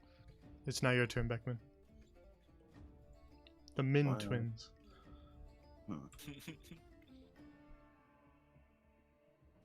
Entirely unintentional. They both just happen to Yeah, name. honestly. They both just happen to end their characters' names with Min, and pick a color as the first part of their last names. Alright, It's that goddamn fantasy name generator's fault. Yeah, I don't blame you.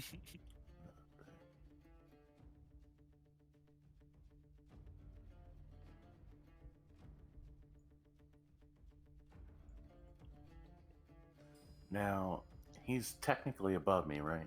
Yeah, he's up the cliff from you. How high up is that? About 20 feet. Shit. Alright, in that case, I'm gonna go around up here. Do a Super Mario triple jump and then attack midair. That's racist. Just because we're short doesn't mean we're Super Mario. Yahoo! And I'm going to, like, try and chop off his head with my scythe. Okay. Just bringing down the hammer. You get advantage because he's prone. Fuck yeah. 17 and 13. That hits them. And let's see. Time to die, fuck boy. Oh god. Alright, yeah, that's 13 damage total. Alright. You just sink your scythe into him as he's lying on the ground and just sort of goes right into his back. And he lets out like a gurgle and then stops moving. I'm Beckman the Reaper.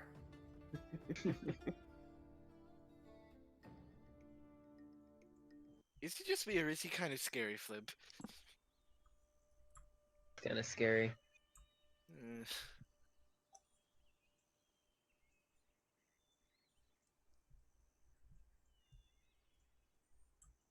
Let's just check out this guard, see if he's got anything. He's wearing like human-sized armor. Probably too big for any of you guys, but he's got an eye patch and a skull cap on. Does he have a sword? He had a scimitar. I'm gonna pick it.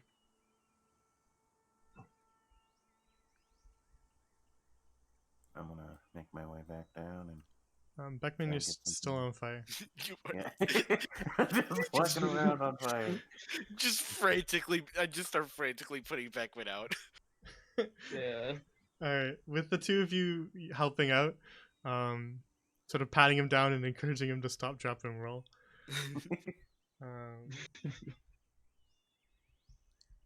Then you manage to pat out the flames.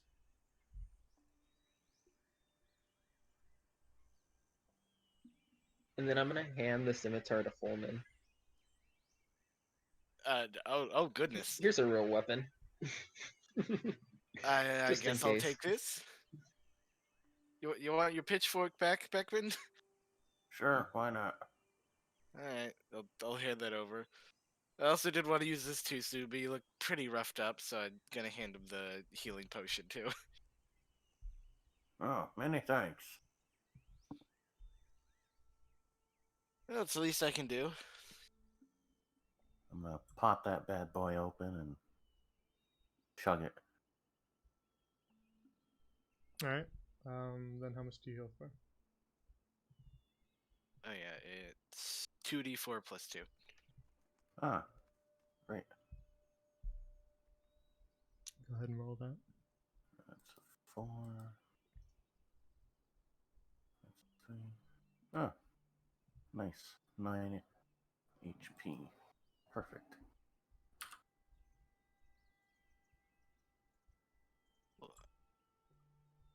Scimitar to my inventory, I guess.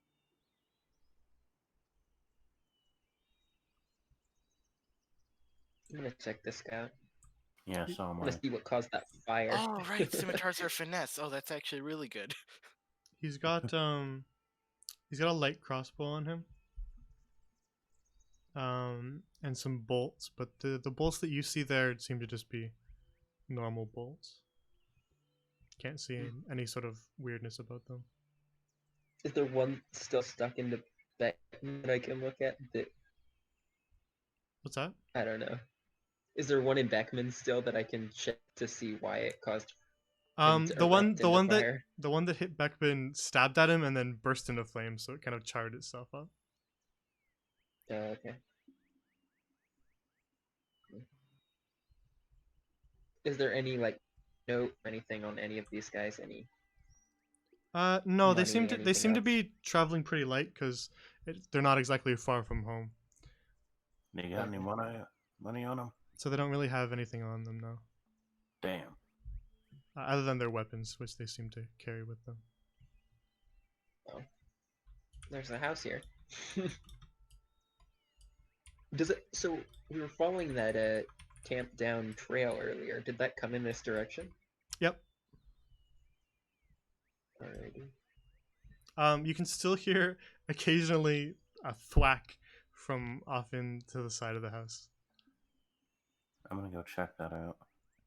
Yeah, I was about to say I was a bit worried about the third guy we saw earlier. Hey, I had completely forgotten. That was why I reminded you. hey, you there? Around the side of the cabin, you see a small, well, your size,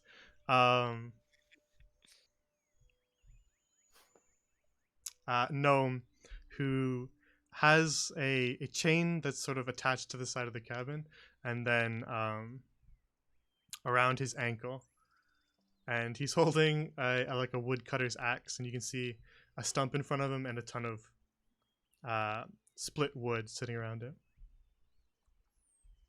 Is it not Landrick? Recognize him. Yeah. Yes, you recognize him as Lenric. Oh, good, good. He looks like a bit of a mess. His hair is greasy and he looks exhausted. He's got dark circles under his eyes. And he looks up at you and goes, Flimp? Fulman? Beckman? What are you lot doing here? We're looking for you. What are you doing here? Why are you chained to the house? I was wandering in the woods and all of a sudden these two men, they jumped me and they cracked me over the head with something, and you can see that he's got sort of like a gash on his forehead that's not like profusely bleeding, but there's some caked blood around it. And he says, then they chained me up to the side of the house and told me to get to work, and then I guess I heard him talking. Said they were going to ransom me back to the village, to my dad, the village elder.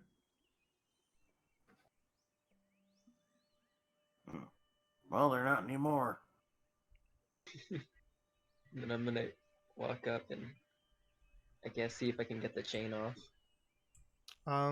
There's like a lock right around where his ankle is. That's keeping the chain attached to him.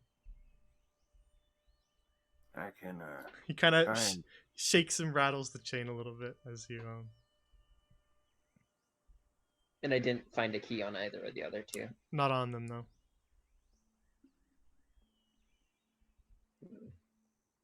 I can try and burn it off, or I can go look inside for the key. Which one yeah. would you What the prefer? fuck, dude? Sure, you do that foot. Burn it off. I'm not asking a character. I'm kidding. I'm not talking about the foot. I'm talking about the chain. He'd still have the Oh, I know. thing I wrapped know, around yeah. his ankle. It does seem like a pretty sturdy chain. Alrighty, I'll go look for the key then. We'll be right back.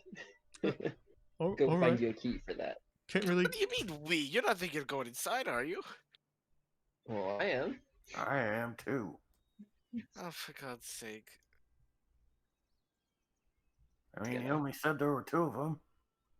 What could possibly go wrong? Just don't get yourself set on fire again. I only have so many supplies left. The door is unlocked. How convenient. It's almost like we were meant to come here. It's almost like this is a campaign with no rogue.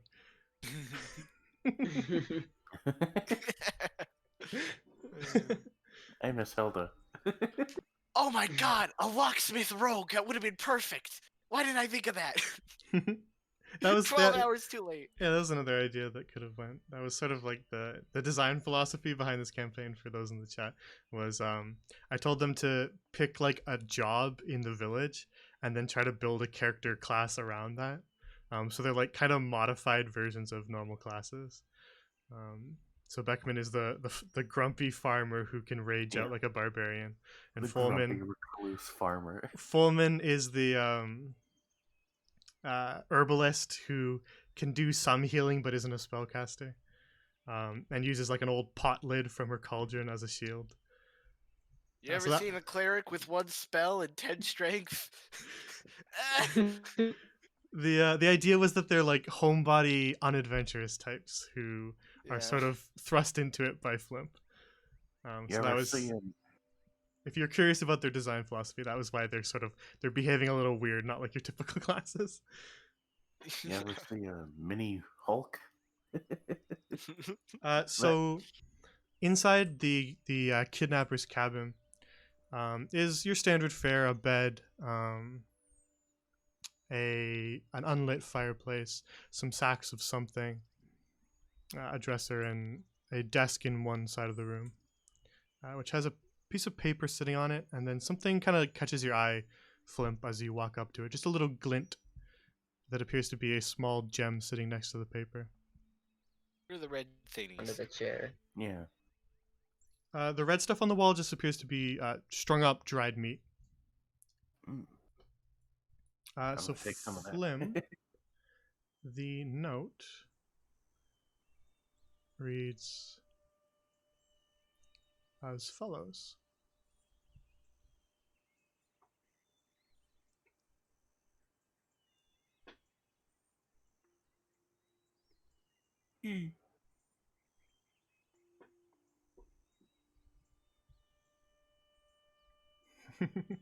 Sorry, couldn't help myself. And sitting next to that little note is a small little piece of diamond, Flim. Damn. I'm gonna throw that into my. I'm gonna throw that in a little pouch that's hanging around my staff. All right. I know what spell that'll be useful for. Out of character. What spell is Yeah. that? You'll probably see eventually. There are a couple different spells you can use diamond for. Oh, I didn't know that. I'm gonna peek at the note and go. Well, they won't be remembering anything now. Wonder Would I, who would I recognize the name Medusa petals at all? Is that like a plant? Yeah, it's a bit rare, but you've read about it in books, never seen it personally. It's a rare flower in which the petals themselves are poisonous if they reach your bloodstream. Oh, that's Huh. pleasant. Yeah, they're talking about poison.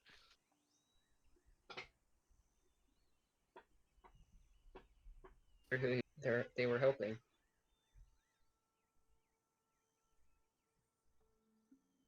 I'm gonna check. Are there like drawers to this desk or something that I No, can? it's just your standard wooden desk. It's not like Okay. a desk with drawers. It's like a dinner table sort of thing. What about over here? Yeah. Is there a Um, key in there? They have some dusty pots that are empty, and there's a dresser, which if you open has some piles of clothes within it and a small steel key.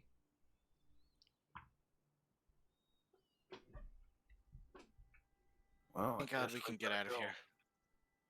Get him out of that lock.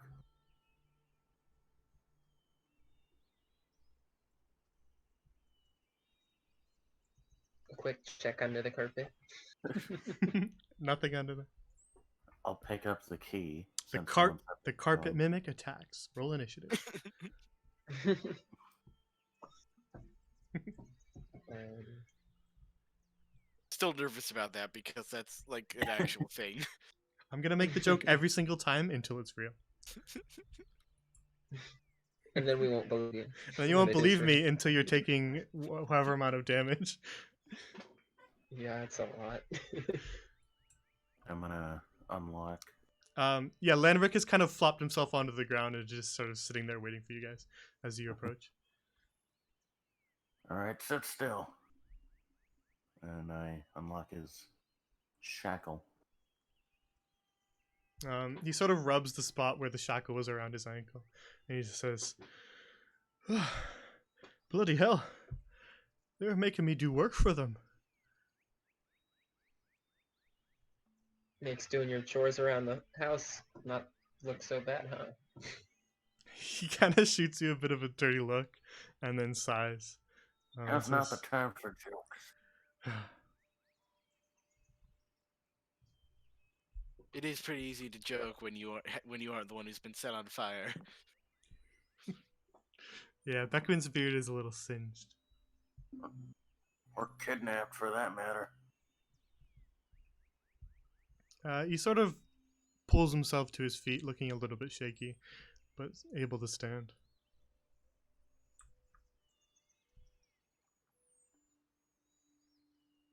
Come Well, on, let's we get guess you we back get to you back. Yeah, let's get you back to your father.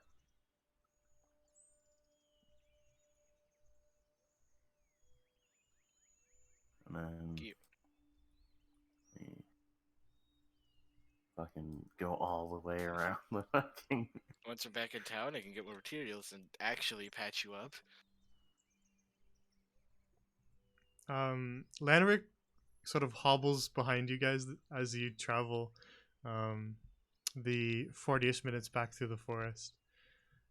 And he just complains the entire way about how his ankle hurts.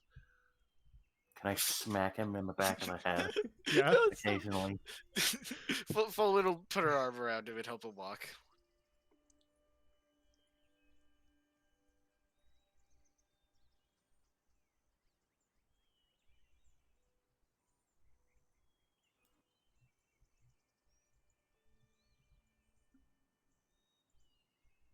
I'm gonna kick the dog that bit me first. Stay down. Please hurry up. So you spend some time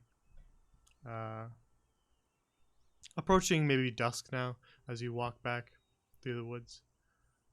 The sun is still up, so you can still see where you're going, and I think all of you have dark vision, so shouldn't be too hard to navigate. Regardless.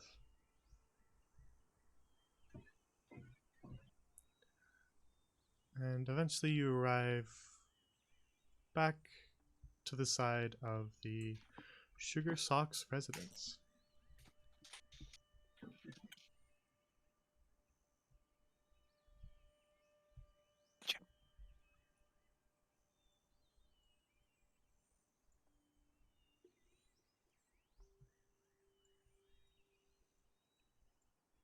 So you can just tell me where you're going, and I'll bring you there.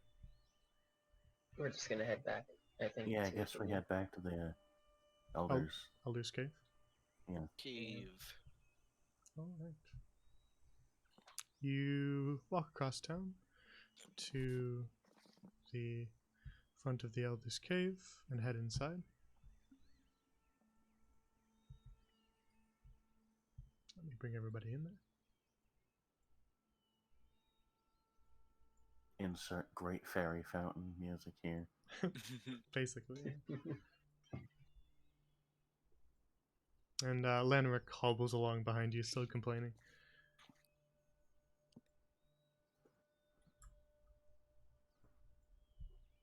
Inside the Elder's Cave, you can see him sitting still on his little chair across the pool.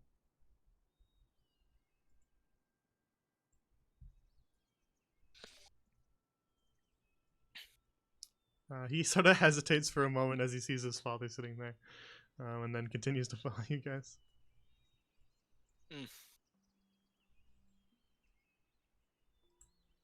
I'm gonna get behind him, make sure he doesn't fucking run off again.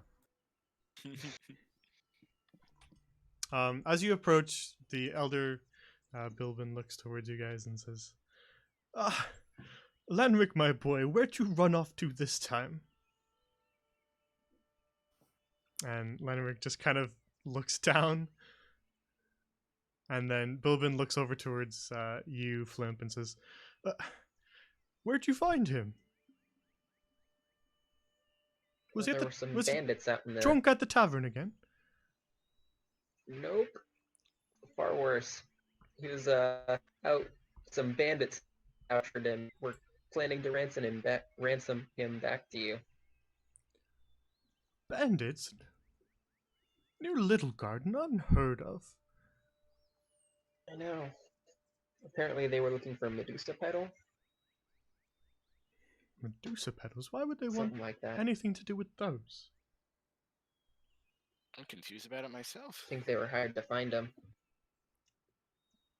I see. Well, it's good to have you back, Lanric, my boy. Suppose you look a little roughed up. Fallman, would you mind tending to his injuries? The rest of you look a little roughed up as well. I'm fine. I'll use the last of my quote unquote supplies to patch up his ankle. Lanric's, I mean. Alright. It looks kind of like rubbed raw. From where he's had the chain around him for a couple days. But you managed to sort of bandage it up, put some ointment on it to help it heal. And he thanks you. Thank you, and well, I guess thank all of you for rescuing me. You can thank me by not laying down in my fields anymore. I suppose so. He kind of hangs his head.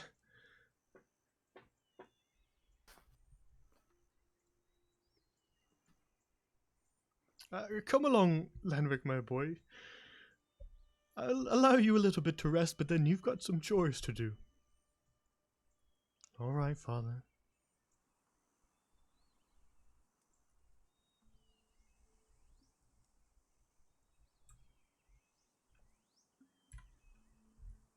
Wasn't that fun? No. I suppose it wasn't all bad. Except for I the part suppose where it I got was. bit, and the part where I got shot with an arrow, and the part where I got lit on fire. Oh, and the part where I got bit again. The sword that I'm never going to use again was really the highlight of the whole thing.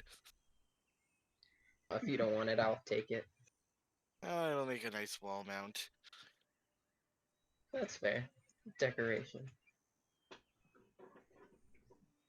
Shall we go back to the tavern? Buy a round on me? If it's on you. I can stay for a few minutes. I gotta thank you guys somehow. All right. Heading to the tavern. Let me grab Foreman. I've been brought back into existence. You make your way across town to the tavern. It's just past dusk now. It's getting dark out. But you can still see the light from the windows of the tavern. They're still in the tavern? Damn. They've been in Let's, here all afternoon. let's move around.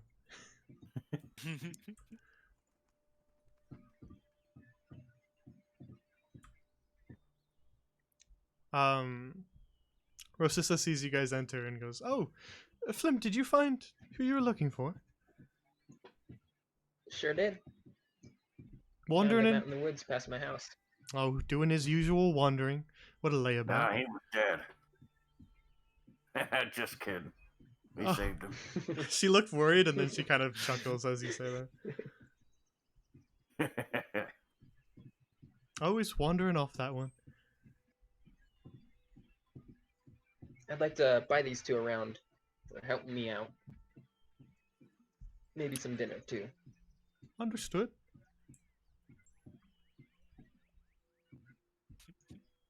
So she begins to kind of prepare your meals for you.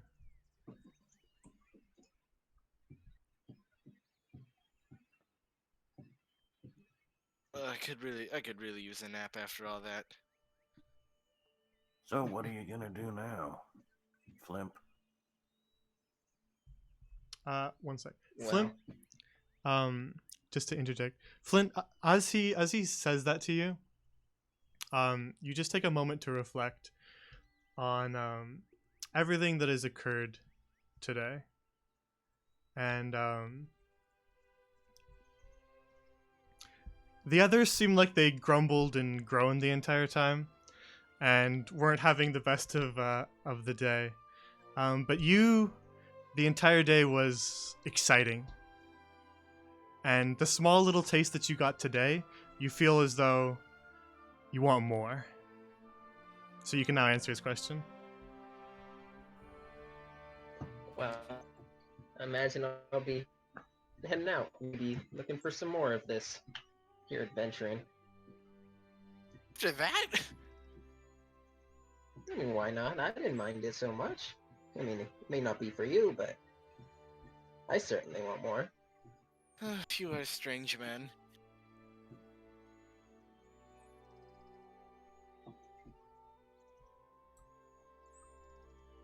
You guys have any idea where I should be going? Pick a direction and I'll head off that way. Well, wherever it is, I wish you the best of luck. But I'm not much of an Thanks. adventuring type myself, I would know.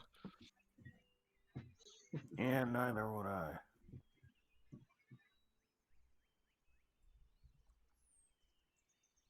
I say you just pick a direction and go for it. Alright. Rosissa, as she's handing out your meals, kind of overhears your conversation and says, well, Flim, you could always do what the old folk, the old travelers always did. Would I know what that means or would I have to ask? You could ask. And what's that? Well, they say that when they would set on their expeditions, they would just spin a dagger or a sword or a staff on the ground, and whichever direction it would fall, that's the direction they would head. Sounds like a mighty fine idea. I'm gonna pull out a small knife and just kind of set it on the table in front of me. All right. And then I guess I'll spin it. All right. There's a small little moment of suspense as you spin that dagger around, and then it settles, and the dagger points west. West it is. And so, after gathering up his things, our budding adventure and excitement seeker, in just a few days from then, decides to set off west across Averlin from the Great Forest of Ivres, and that is how he eventually reaches Hearthhope. And that is where we'll end for today. Woo! 20 minutes to spare. 22 minutes to spare. Yeah. Also, no, Luno, we're not going to the path below. Yeah, so most of you understood what that was, but that was a little origin.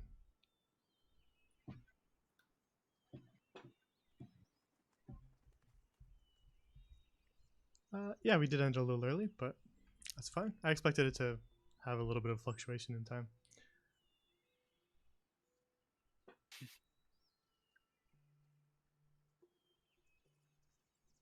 Yeah, that was fun. I'm glad that worked out. It was fun. We better not let Swiss get a hood or we're going to get the two mixed up. What? I said we better not let Swiss get a hood or we're going to get the two mixed up. He's Swiss sized. Oh. I was like, are you still talking about Elsa, or she's not wearing a hood? And she's not green. Well, you know, from behind, you can't tell with a hood. True.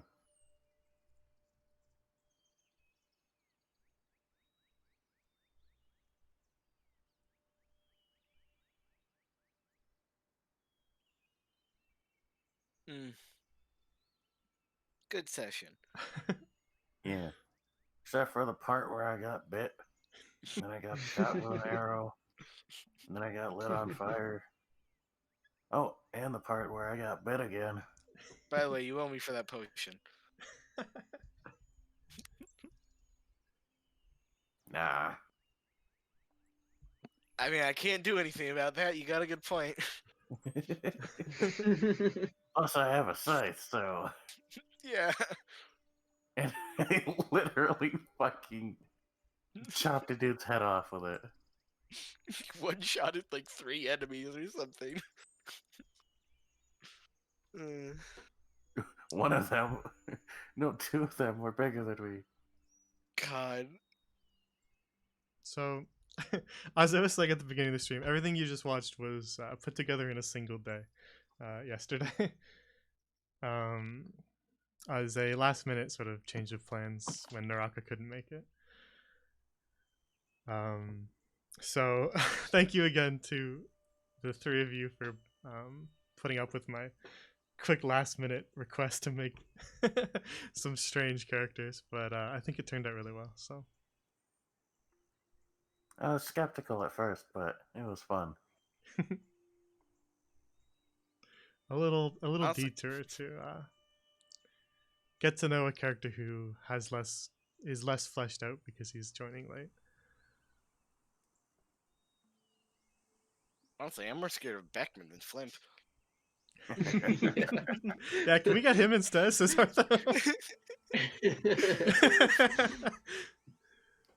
Second barbarian. Even at level 1, he's Got a class upgrade from farmer to reaper. God. A glaive as a scythe is not something I thought I'd ever see. That is a good idea. I debated weakening it, just because it'd be like a Mhm. crappy farmer scythe rather than like a martial weapon glaive, and then I was just like, you know what, screw it, let's let him do tons of damage. Yeah, that's why I was And sure confused at enough. first because I know there's like a sickle which was in my inventory, which is also kind of a small scythe. But then you said, "Oh no, it's the 2-handed one." I'm like, "Oh, Yeah, I threw you guys a couple options because I was like, here's some items that you guys might have from your profession, and then you can decide what you want to use. So he had pitchfork and scythe and stuff like that, and you had. There's one that I forgot to tell you. I think you have like a club in your inventory. I forgot. Yeah. I didn't tell you about it just because I was like, there's no way. Fulman will use this because it's just a worse weapon than the knife, based on your build. But I was thinking another option for you would be like a big metal ladle that you used for your cauldron to use as a club. Oh, maybe that's nice. That was why I threw you guys a bunch of options. I was like, here's what you might have. Use what you want. Clonk.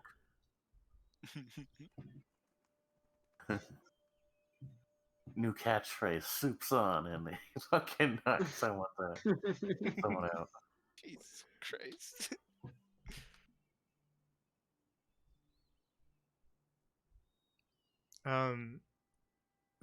To fill you guys in if you were confused about that letter that you found. A little bit. It makes sense to Class of Crows. Ah. Ooh. As they've been to the Forest of Everest before, not the part that you guys were in, but they've been there before, and they've heard about this elusive E person. I know we're all in the same world, but I'm loving this cross lore. It is nice. Yeah, I slipped that in for them because it does make sense. And then after scheduling, we'll meet each other in 3 years.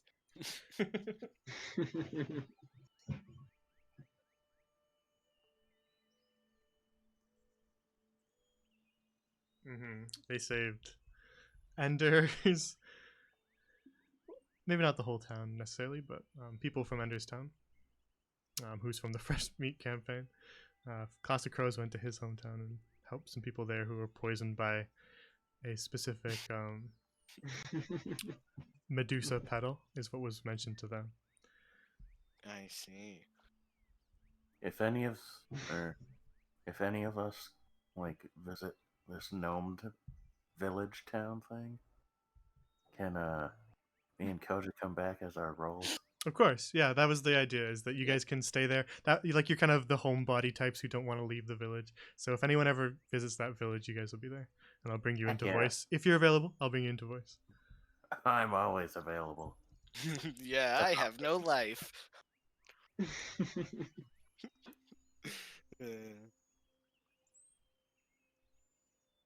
But yeah, that turned out not half bad for a one-day one-shot. That's for sure.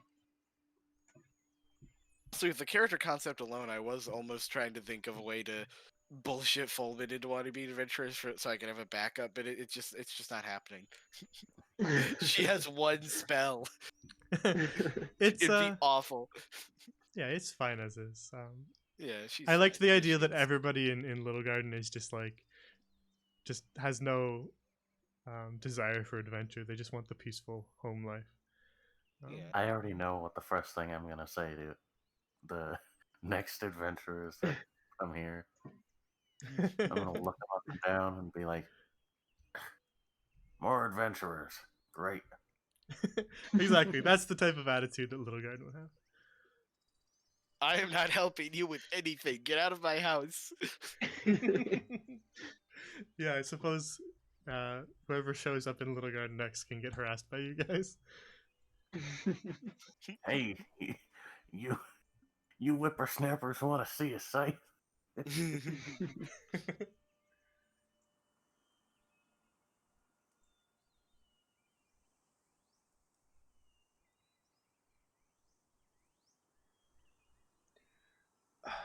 All right. Slaps the blade of my scythe. This baby can fit so many dead people. And dogs.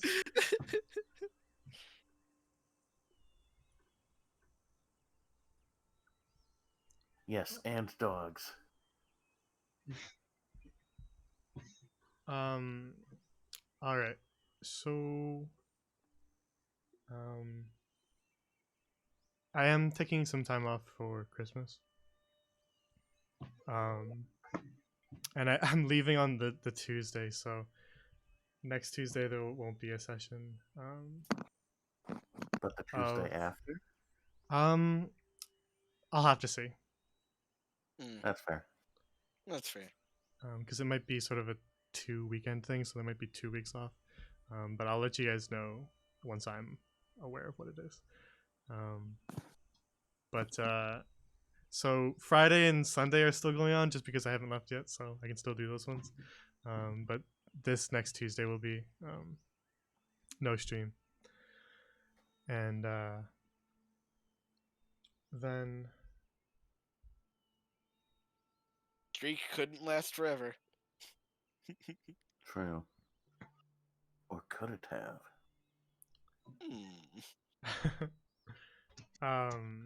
but yeah, that was why we put together this, because I didn't want them to fully miss something, and it was a good opportunity to introduce Flimp, so threw this together, and it turned out pretty good. So Flimp the Simp.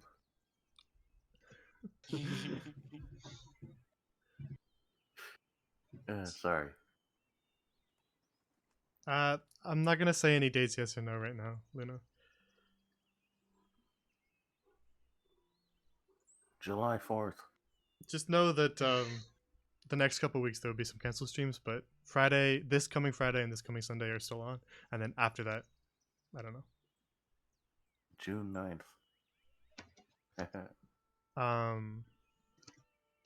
But yeah, when we do return to Hearth and Home, I believe they're still in Hearth Home, so we'll return there. They have a new path that they can head down. We are not going to remember anything. Hey, how's your schedule looking August 23rd, 2022? It'll either be 1 week off or 2 weeks off, that's all. It's not gonna be that long, guys. Don't get dramatic on me. Well, it will for me. Well, I won't remember anything. And if I do take the extra time off, it'll be used to write a whole bunch of stuff in my free time, so it will be put to good use. Well, I suppose I could rewatch the VOD. Yeah, go back and and rewatch all the No VODs. excuses to not remember everything.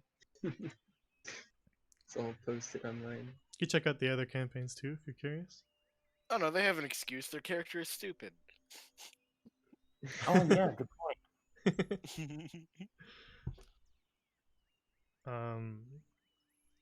But yeah, I'll do like a recap when we do come back. So not to worry. We'll fill everybody in on what they missed. The upsides of playing a bimbo.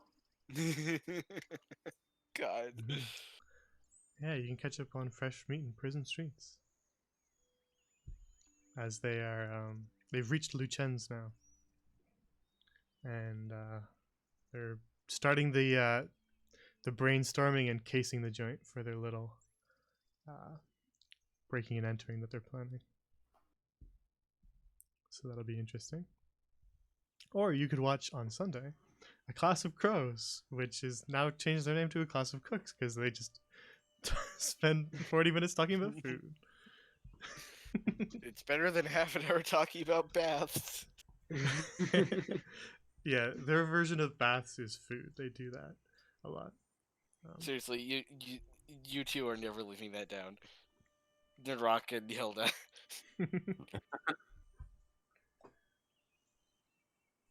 But it should be an interesting session coming up as their Winter Winds Festival approaches, and they have their dates lined up.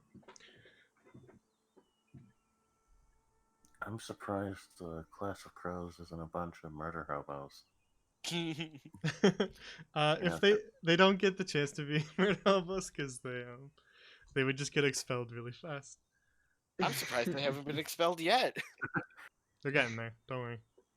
You know, because they're a bunch of crows. Oh God, fuck! Murder! Oh, Okay, I'm okay. finding you. That's it. I see. It was. I am coming for you.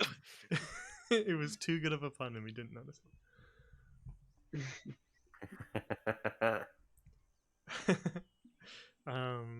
It's a magical. It's an arcane college, so they do allow a little bit of leniency in regards to chaos and magical things going wrong, because that's the norm for spellcasters. So Avada Kedavra. but yeah, their Winter Winds festival is coming up real soon. I think probably next session, just because we can then make it in time for Christmas, and then it's not going to happen after Christmas because that'd be kind of lame.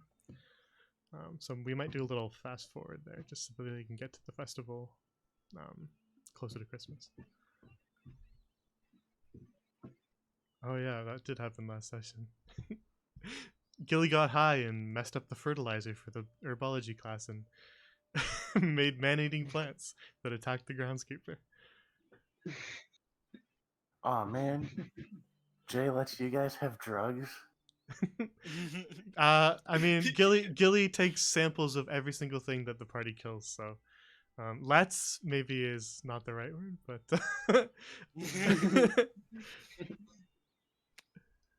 Yeah, one of them got drugged into thinking their whole room was food, and I just said in chat, you know what? Maybe it's okay that I'm not going to school.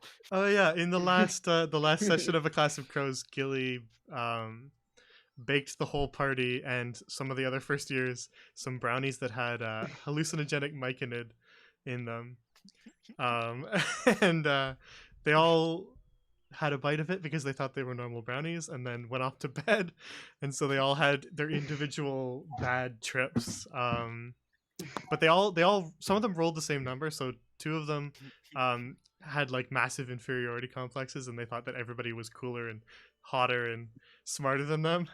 So they spent all night worrying about that. Turns out they all lose. Lockney as well. One of the NPCs also had that. Yo, the turtle, thought that his room was upside down. And Croak, the fighter, was convinced that everything in his room was made of food, so he proceeded to gnaw on his chair for a couple hours. Got some splinters on his tongue.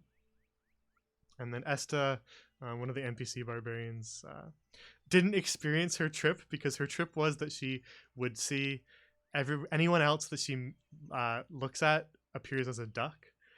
But she was alone in her room, so she just was like, yeah, those are good brownies. So that was a lot of fun. Again, no idea how they aren't expelled yet.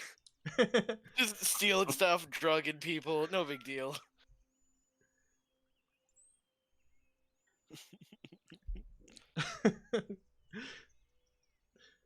Let's be honest, they're not expelled because that just makes more work for me, that's why. Wait, I just thought of a joke. Oh boy, here it comes. Bunch of students getting fucking hallucinogenic drugs. High school. I see. What?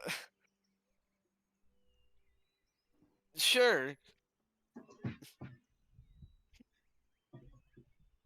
Hey guys, I thought of a joke. Yeah. A pirate walks into a bar. Then what happens? Oh, you didn't hear it? You didn't hear it? I just thought it was background noise. No. No, a pirate walks into a bar. Oh, that I didn't hear.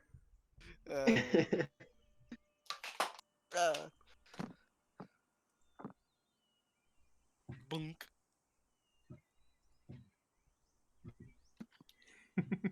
Anyway, yeah, Hilda Bunk joke. You get it.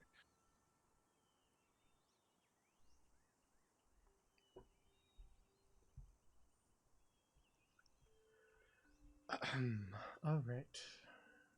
Does bar stand for busty attractive rogue? No, it means metal pipe to your face.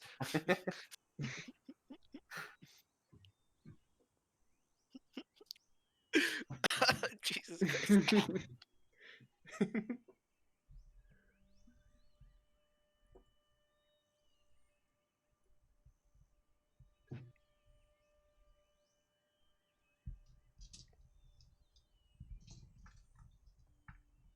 Oh, but man, we can't bonk you right now because it's reserved for Hilda. Yeah. Yeah, there's no Beckman bonk. Darn. And if there was, it would be him doing the bonking. Probably. Yeah. He's a force of nature.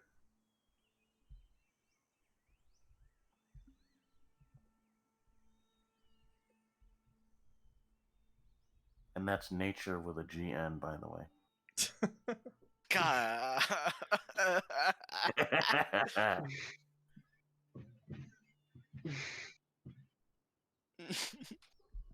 You're not safe from the gnome jokes. Yeah, you might want a backup character because Koja may be filled with completely unrelated murderous intent next session. Completely unrelated. Yeah, it's about nothing specifically.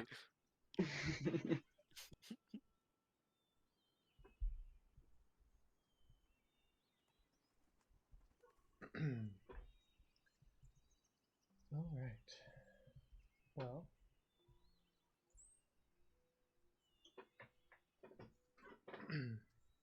thank you everybody for watching. It was something a little different than the usual Hearth and Home, but it was a lot of fun. Not too much different, though. Yeah, not too different, but Still plenty of memes.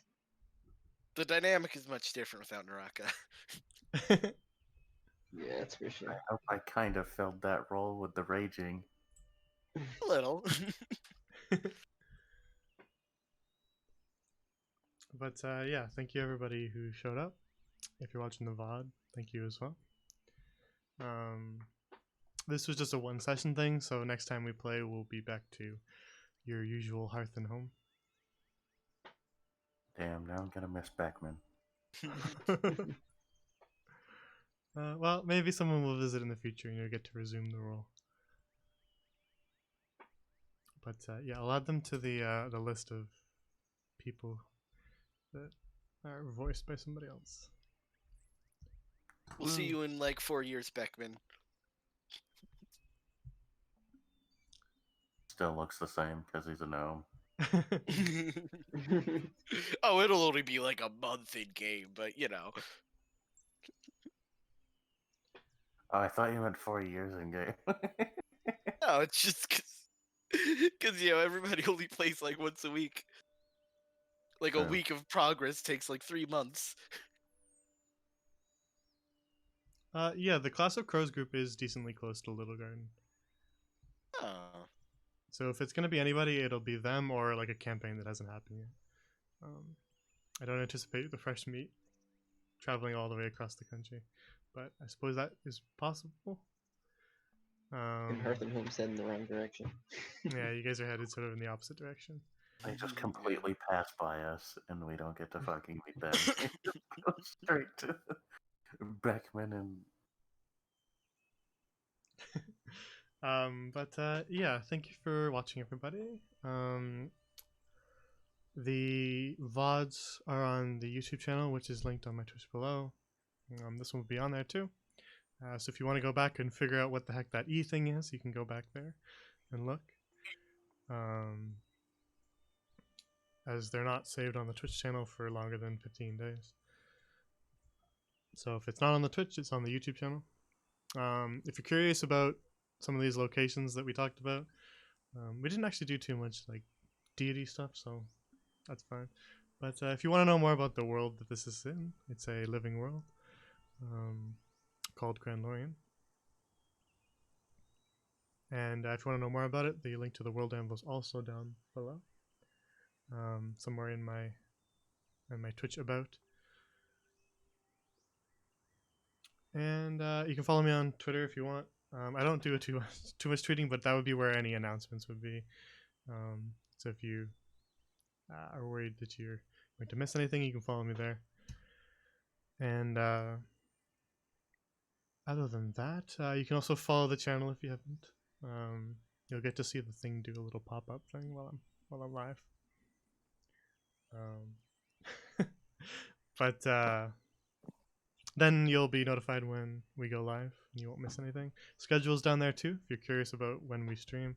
Though that will change in the coming little bit with Christmas, just because I'm gonna take some time off. Prairie merchants, blacksmiths, and Bravo missionaries. That's the brass. That's the brass hand.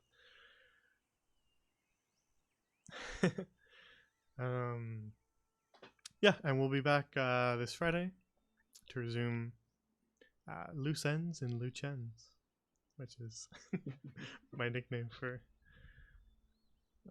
where the brass hand is right now. That's Oh our. boy, story arcs. I always give them little names to help myself remember them. Mm. But that's not usually talked about, so nobody really hears my little arcs, my little arc names. But yeah. So Fresh Meat will return on Friday, and that'll be at 8 p.m. Eastern. So tune in, and it'll be a good time. Other than that, thank you for watching. You guys, thank you for playing, and thank you for putting up with my last-minute requests. No problem. It was a little fun. Yeah, but it was fun, so that made up for it. Yeah. Good. I'm glad you guys had fun, because it was a fun session for me too. I'm only joking at how completely powerless my character is.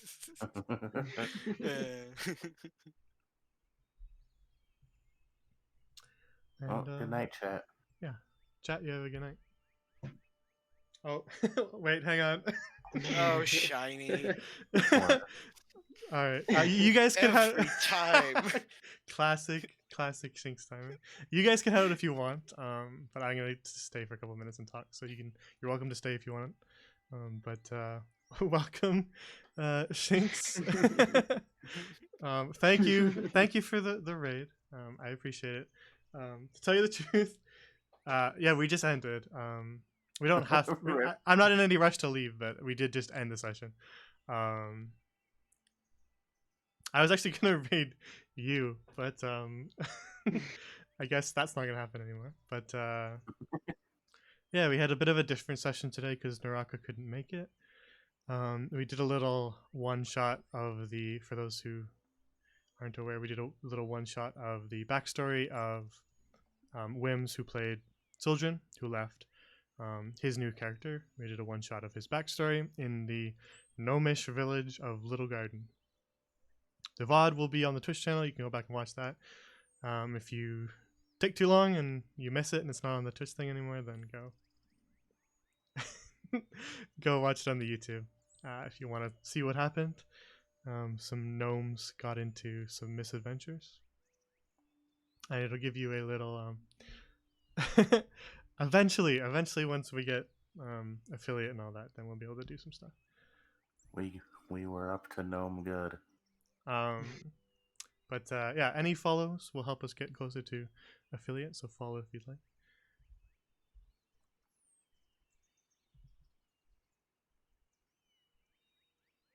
To draw a new token. Oh, what? That was most of my fun. Exactly, yeah, that token was great. Thank you for doing the last minute art. It was nice. I'll probably drop the full reference sheet in the art channel, even though it's really just like one little sketch on the side. Yeah, this is our Fulman Green Hands art that we have for today. Green hand, black pebble. Yeah, that was. Yeah, always any art that you do, Koja, always post it, no matter what, even if it's rough, because we all love it. So never feel like you shouldn't post it. All you guys. Yeah, for those who didn't catch the session, this was Koja's character, the temp character, Fulman Greenhands, the gnomish herbalist or doctor of Littlegarden, the gnome village. The idea. Go ahead. No, you go first. I was gonna just keep rambling. You can say something if you want. Oh, I was gonna say, honestly, Koja, we probably should have switched last names. Oh, My yeah. head's killing it. And you're a doctor. Jesus. Yeah, it was a different session today. I asked them to make last minute characters so that we could do a little backstory thing, a little prequel. And the design philosophy behind the two characters that were like the accompaniment characters was to pick like sort of a villager commoner type, and then pick a class that most fit that person's occupation. So the doctor was like a modified cleric, who couldn't cast any spells but could do cure wounds by running up to you and patching up your wounds in the middle of I combat. had 2 uses of cure wounds. Field So- medic. Yeah, a Yeah. field medic type, who also had an old health potion that she brewed that came in handy. And then the other accompanying character was Beckman Blackpill, who was a grumpy old gnomish farmer, who used an old scythe that he had for harvesting wheat, and was basically a barbarian because he would get really mad at the people who were attacking him. So they were sort of modified versions of the other classes, and they accompanied Flimp Sugar Socks. I'm gonna mess that up a million times, so get used to Sugar shots. it. And shot. yeah, so you can go back and see what they got up to. Also, to answer you, Cuddles, no, I did not go to college. I just doodle sometimes. I think the coach art was the first time I had drawn in like 3 months. Well, we're always happy every time you have a new piece of art, so feel free to post them in the art channel, and I'll show them on stream too if you are okay with that. Yeah, of course. But yeah, thank you for those who stopped by. Thanks for the raid again. Yeah, I always love any art, no matter what. So don't think that there's a standard of quality. It can be a shit post and I'll still show it. Yeah. As long as it won't get me banned on Twitch, I'll show it. But yeah, thanks for the ratings. We're always at weird timings, I know, but I still appreciate it. Like either, no matter what, even if it's right at the end. And yeah, thanks for watching. Follow if you like, if you want to find out when the next streams are.